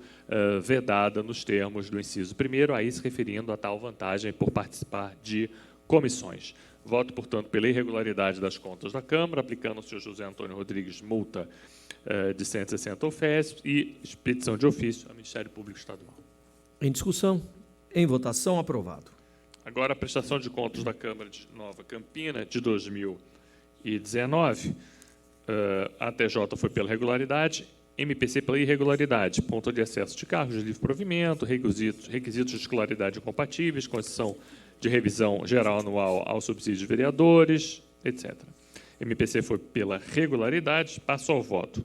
Sobre as questões suscitadas por MPC, assinalo em relação a críticas incidentes sobre a conduta da Câmara em efetuar revisão remuneratória aos vereadores, que a sistemática adotada vem sendo acolhida por esse tribunal, considerada a linha de entendimento jurisprudencial, e o fato também é que aqui os valores foram bem reduzidos e houve restituição do pago indevidamente. Quanto ao acúmulo remunerado de vereadores, observa-se que a compatibilidade horária em relação ao agente político apontado pelo órgão fiscalizatório restou demonstrada em suas razões defensórias. A responsável se justificou muito bem, considerando, sobretudo, a sua participação em sessões legislativas ocorridas ao longo do exercício.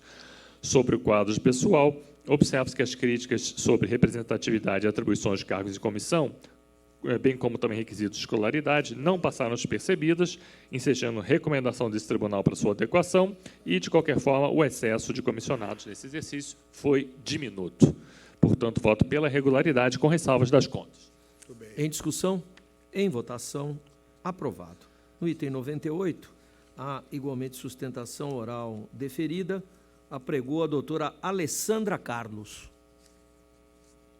Bom dia, doutora Alessandra. Bom dia, senhor presidente. A palavra é do senhor relator e, a seguir, passarei a palavra à defesa.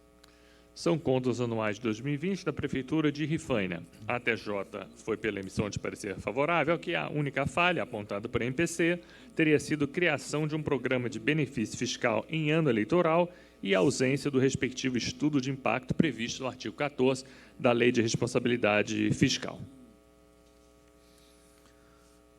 Relatado, a palavra é da defesa pelo prazo regimental.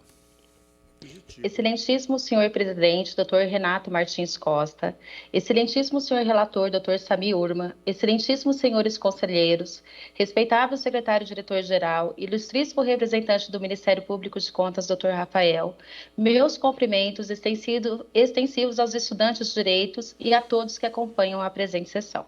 Quero registrar primeiramente que é sempre uma honra estar perante vossas excelências e neste ato reverenciando a efetividade das ferramentas colocadas à disposição da advocacia, possibilitando a defesa através de videoconferência, consagrando o princípio constitucional da ampla defesa.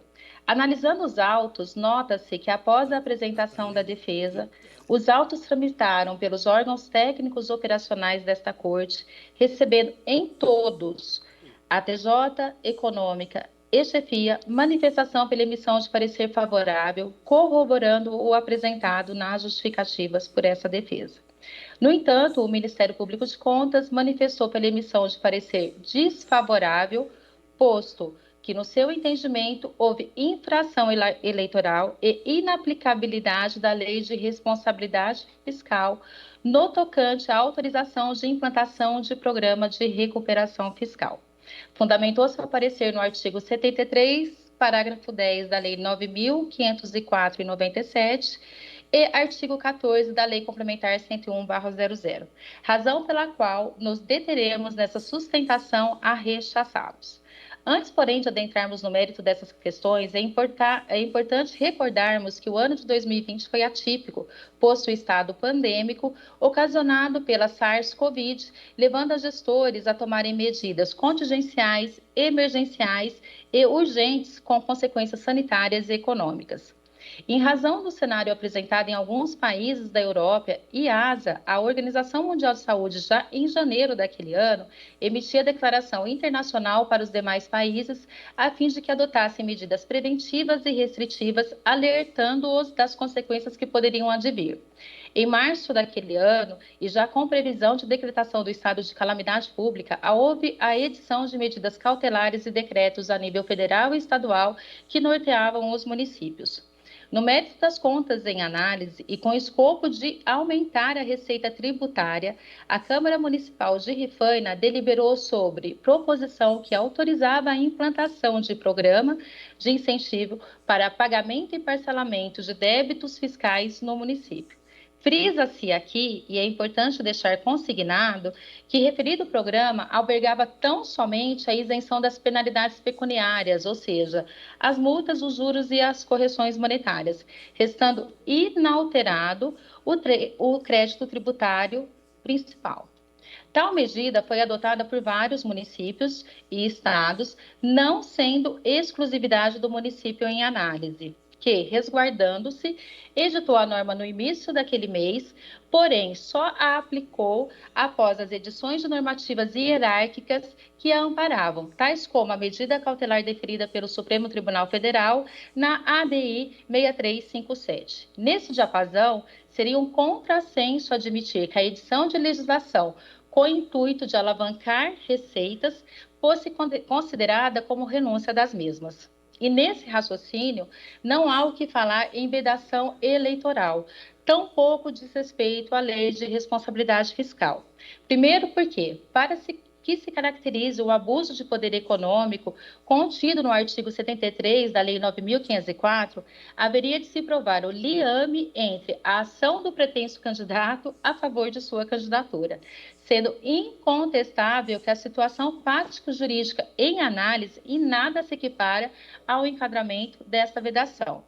Impensa mencionar também que, nesse contexto, o Tribunal Superior Eleitoral já se pronunciou no sentido de que redução de impostos para determinado setor econômico não se caracteriza como abuso, mas sim ato complementar no planejamento governamental. E apesar da dificuldade hermenêutica na interpretação das normas, mister distinguirmos planos e projetos de governo de iniciativas eleitoreiras. Essas últimas que não podem ser presumidas a fim de penalizar o bom gestor. Concluímos que o abuso de poder econômico exige para sua configuração potencialidade lesiva da conduta apta a influir no resultado do pleito, o que de fato não ocorreu. De igual modo, a inaplicabilidade do artigo 14 e incisos da Lei de Responsabilidade Fiscal. Se não, vejamos. Programas de recuperação fiscal não podem ser qualificados como renúncia de receitas, sendo certo que refis, em linhas gerais, constitui um incentivo para os contribuintes quitarem seus débitos com o resultado esperado de aumentar a receita e não diminuí-la. Visam reduzir o estoque de créditos, muitos desses inexequíveis, seja pelo custo da demanda judicial, seja pelo insucesso da execução, que restam arquivadas. Ou seja, o município, além de não reduzir o estoque dos créditos, aumenta sua despesa com o custo de uma judicialização.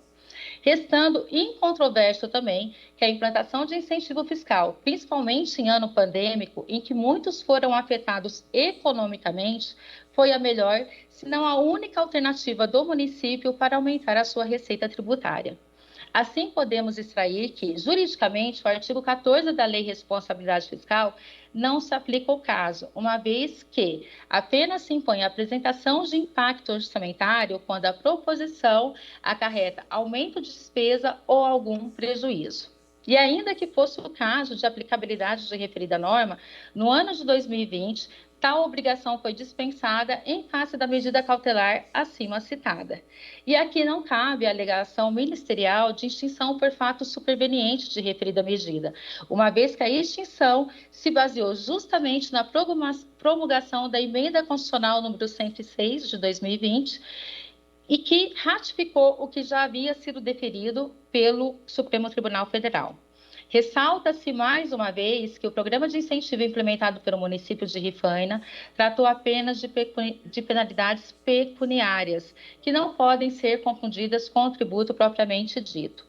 Somando-se a esses pontos, deve-se levar em conta a austeridade do gestor que, embora enfrentando uma crise sanitária e econômica, encerrou o exercício com superávit e bons resultados econômicos e patrimoniais, frente ao compromisso da manutenção da máquina administrativa com o bom funcionamento dos serviços públicos essenciais.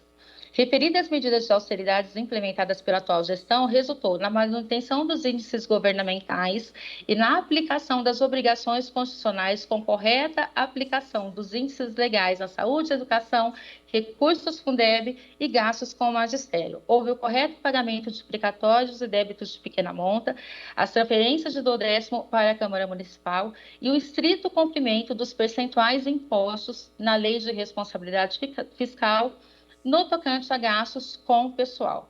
Tecidas essas justificativas que pedível vênia para serem analisadas com sensibilidade, ressaltamos os bons índices de aspectos econômicos, financeiros e patrimoniais apontados na auditoria e ratificado pelos órgãos técnicos desse egrégio tribunal na emissão dos seus pareceres opinativos. Ademais, ante a equivocada interpretação legal da fundamentação jurídica apresentada pelo Ministério Público, conforme acima exposto, resta comprovado que não se verificou nas contas em análise qualquer ocorrência com gravidade suficiente para ensejar a emissão de parecer desfavorável, penalizando tão gravemente o gestor. Para finalizar essa defesa, reitera todos os argumentos dispendidos na apresentação das justificativas concernentes aos outros pontos consignados na auditoria. Por todo exposto e apelando pelo sempre presente bom senso de Vossas Excelências, clamamos de forma derradeira para que se reconheça o equilíbrio dos resultados apresentados pela Prefeitura Municipal de Rifaina na esteira das manifestações exaradas, para que esta respeitável Câmara, com a soberania e compreensão que lhes é peculiar, possa emanar a emissão de um parecer favorável por ser medida da mais lídima justiça. É o que cabia expor.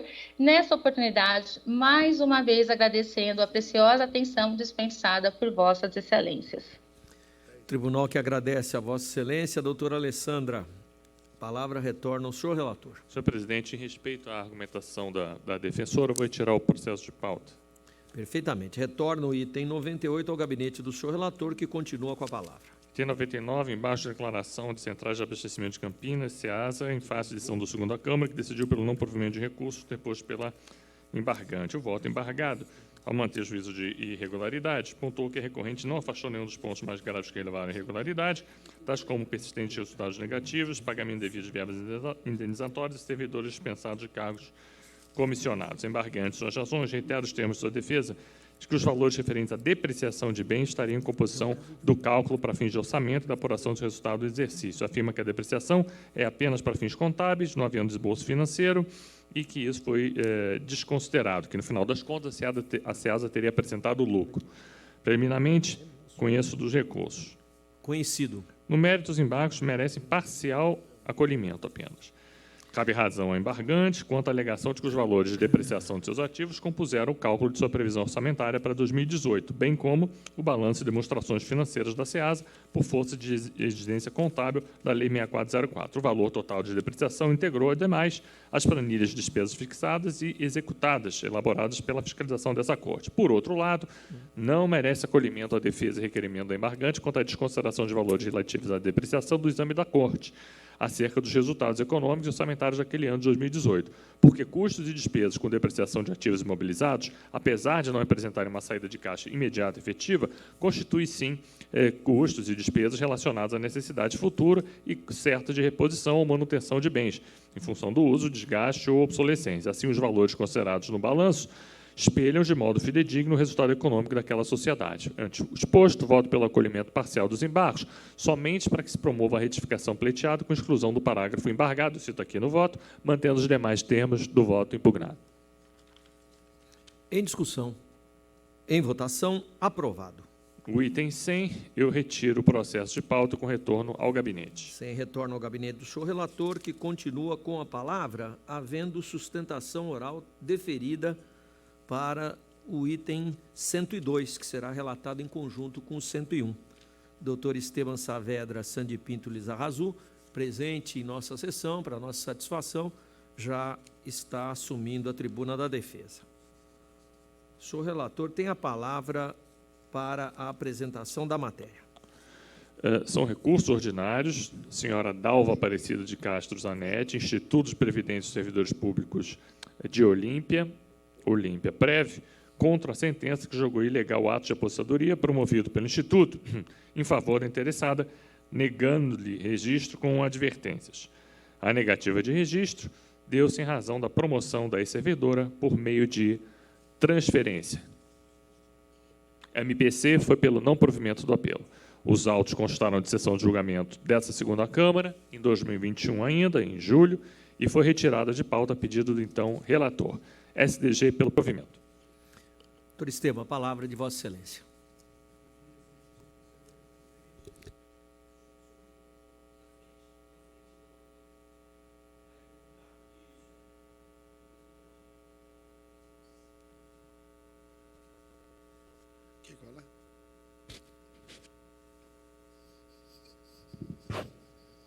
Desculpe.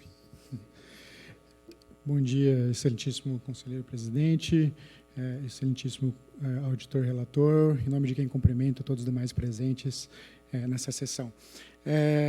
Gostaria de destacar que na respeitável sentença foi reconhecido que a aposentadoria tem fundamento constitucional e foram atendidos os requisitos de idade e contribuição para a aposentadoria da servidora com proventos integrais. As cobranças não exclusivamente em relação ao tempo e o valor da aposentadoria deveria ser a remuneração referente ao cargo originário.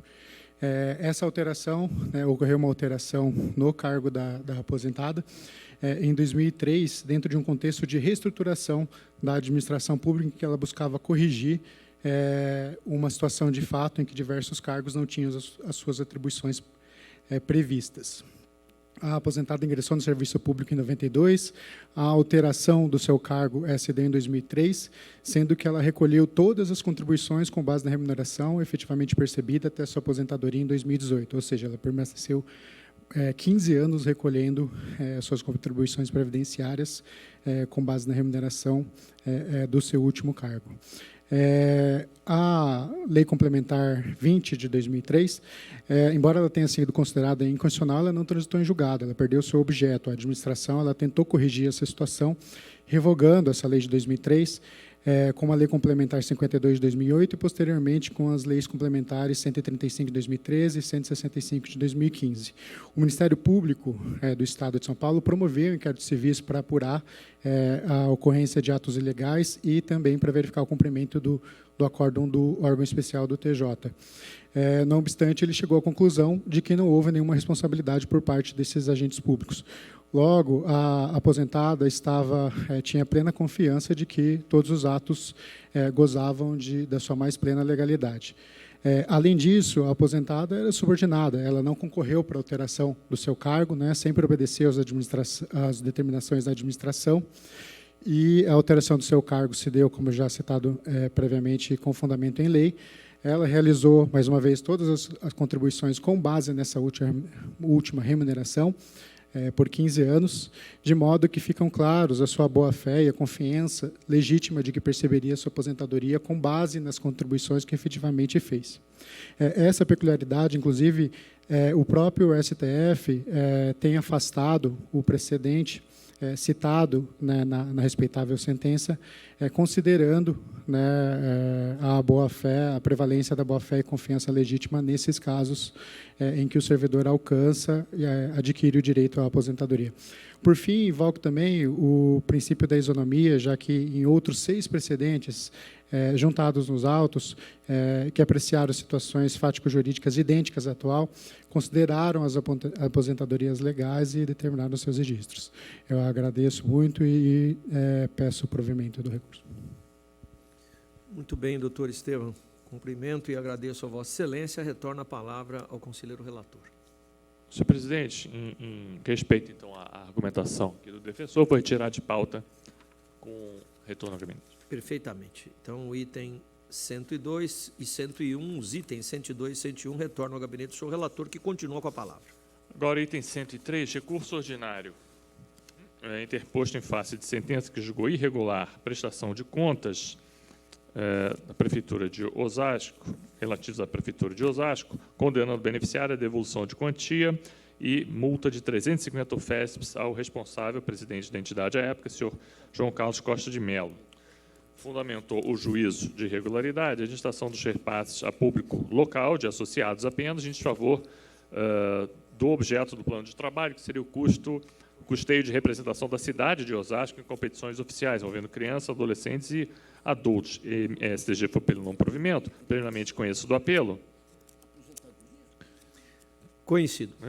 No mérito, apenas reduzo a sanção pecuniária para 160 os FESPs, tendo em vista que no exercício os repasses não alcançaram somas expressivas e ainda com o julgamento do convênio de 2014 teria havido já uma combinação de 300 FESPs de multa ao mesmo responsável.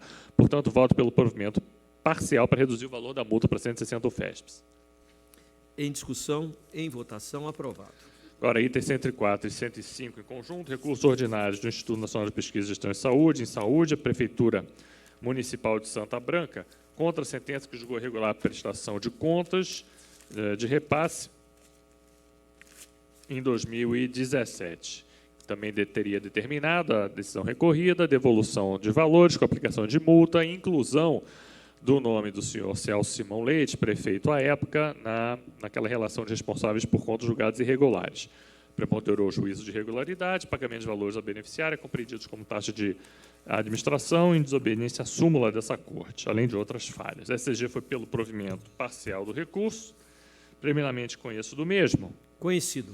No mérito, os recursos comportam parcial provimento, tão somente para a retirada do nome dos interessados da relação de responsáveis por contas julgadas irregulares, tendo em vista a deliberação dessa Corte nessa direção após decisão do Supremo de tema 835.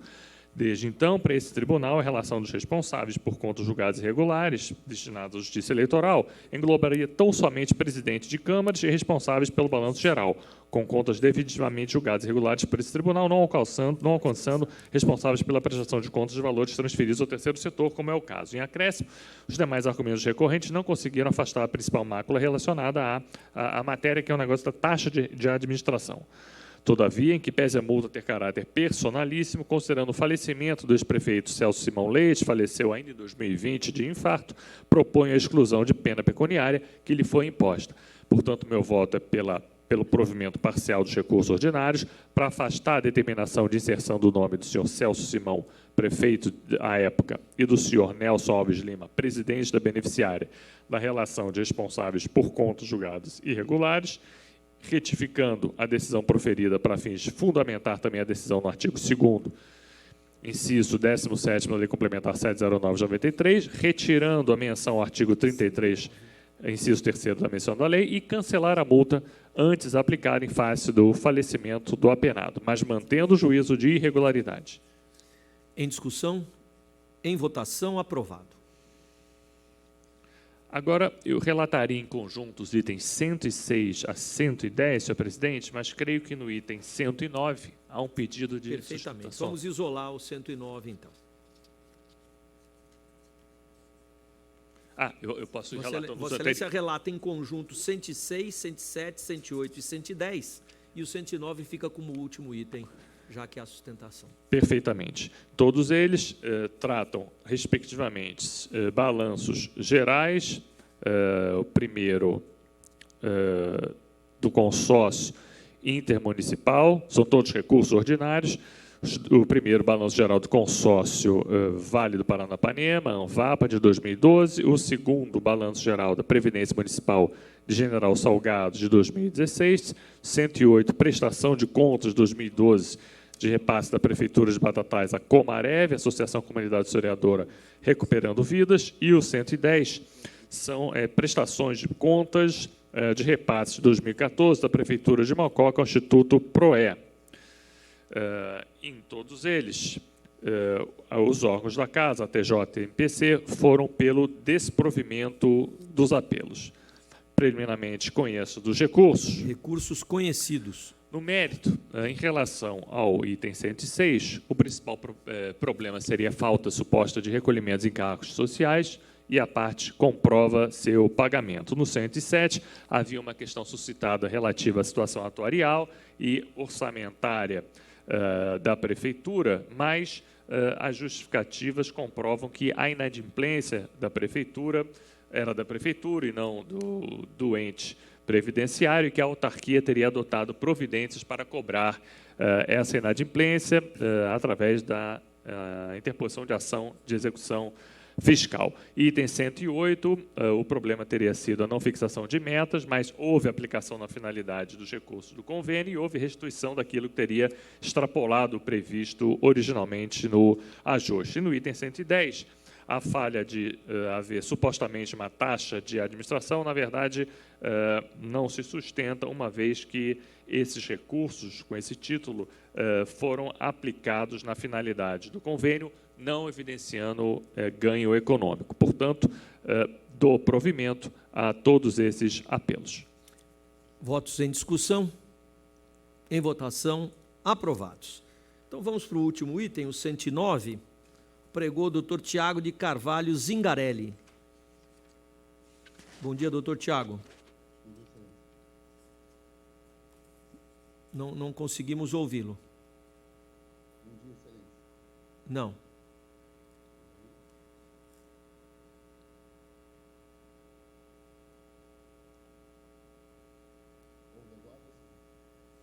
Não.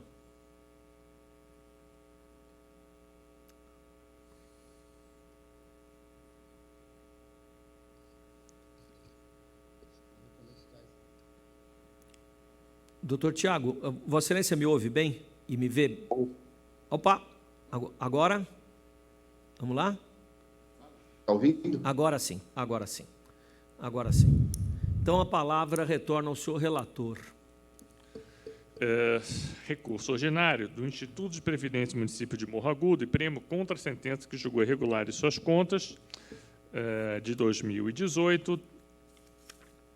As questões que repercutiram no julgamento favorável teriam sido situação atuarial da entidade, com trajetória de crescimento de déficit ao longo dos últimos anos, investimentos com rentabilidade negativa, contribuindo para a deterioração da situação autorial, ausência de certificado de regularidade previdenciária e também uma impropriedade tocante à remuneração do dirigente do Instituto, além de outras falhas referentes a contabilizações contábeis. SDG foi pelo provimento do apelo. Relatado, a palavra é da defesa. Senhor presidente, bom dia, senhor relator, demais conselheiros, ilustre membro do Ministério Público de Contas. Não vou me estender muito, vou diretamente ao ponto, ao principal ponto que a gente pretende demonstrar que a direção do IPREMO, do Instituto de Previdência de Morro Agudo, vem adotando uma postura severa na condução e na organização do Instituto,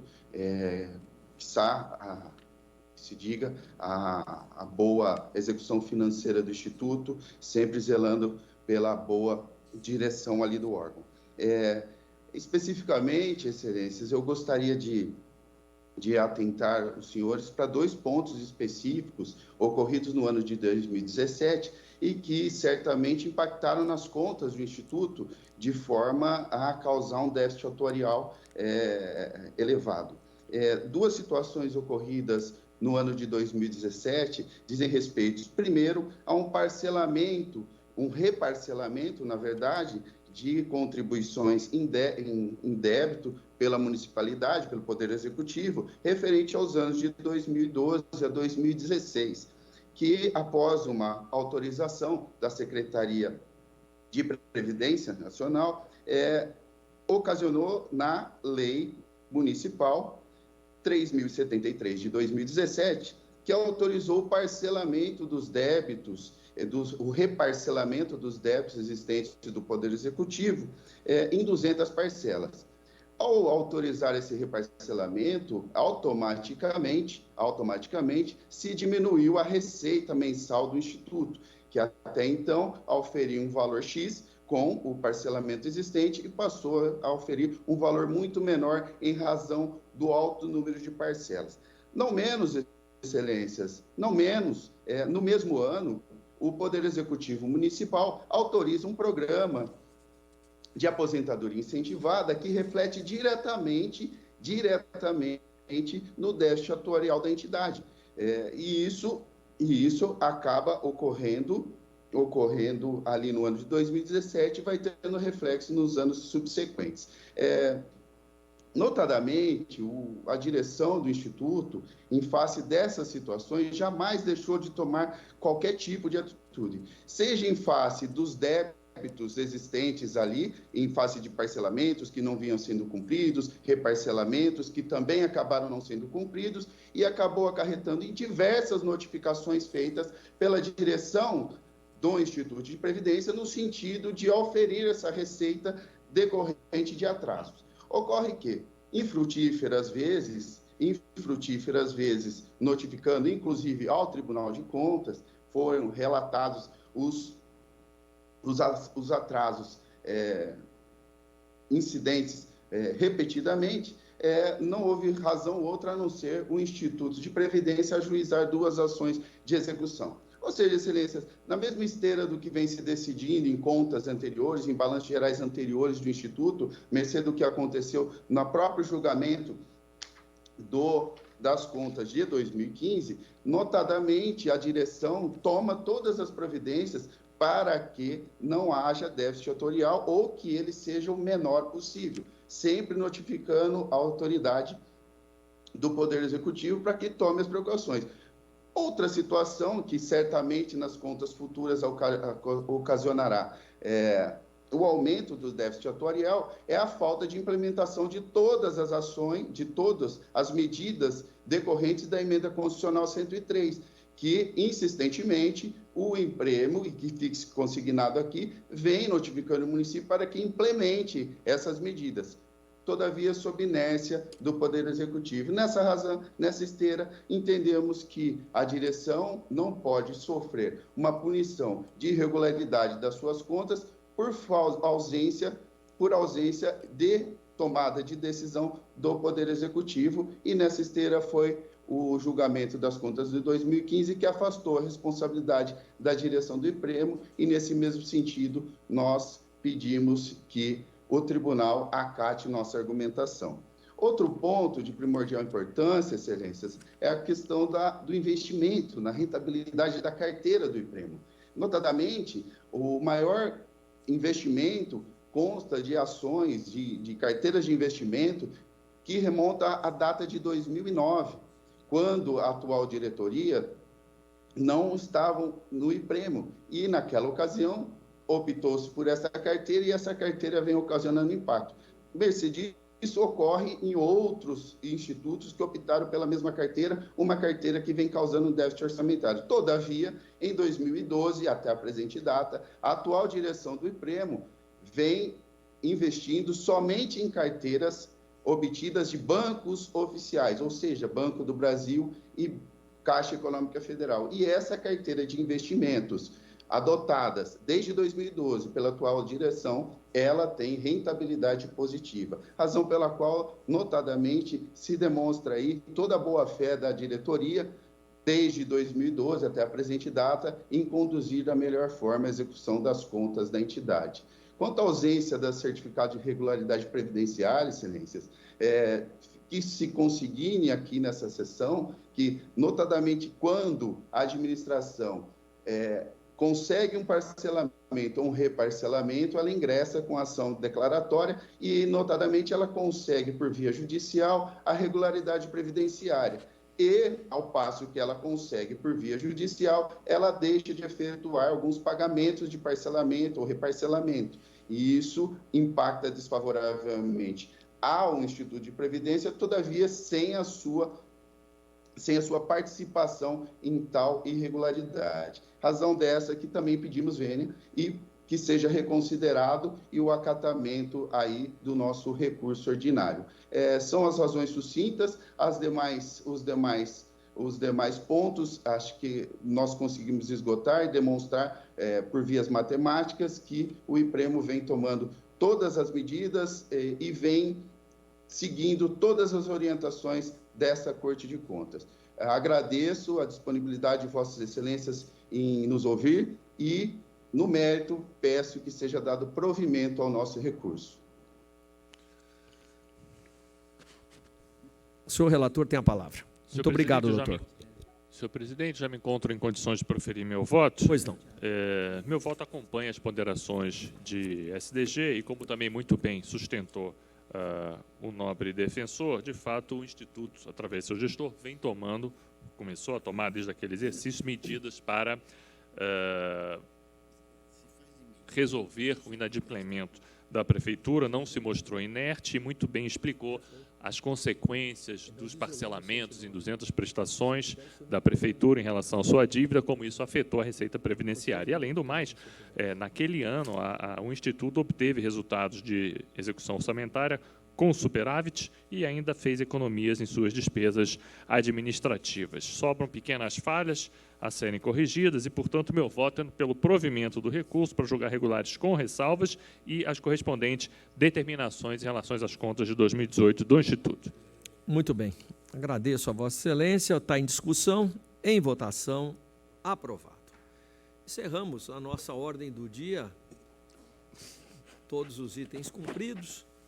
Indago o doutor Rafael quanto à ciência pessoal de quaisquer dos itens hoje decididos. Não, Excelência, obrigado. Vossas Excelências têm alguma consideração de encerramento? Vejo que não. Meus agradecimentos a todos. São 12:01. Considerando a ordem do dia, considerando que teve 8 sustentações orais, eu me permito me despedir de Vossas Excelências, encerrando a sessão com um bom dia. Por merecimento foi bom dia. Não foi por antiguidade, mas foi por merecimento. Perfeitamente. Está encerrada a sessão. Muito obrigado.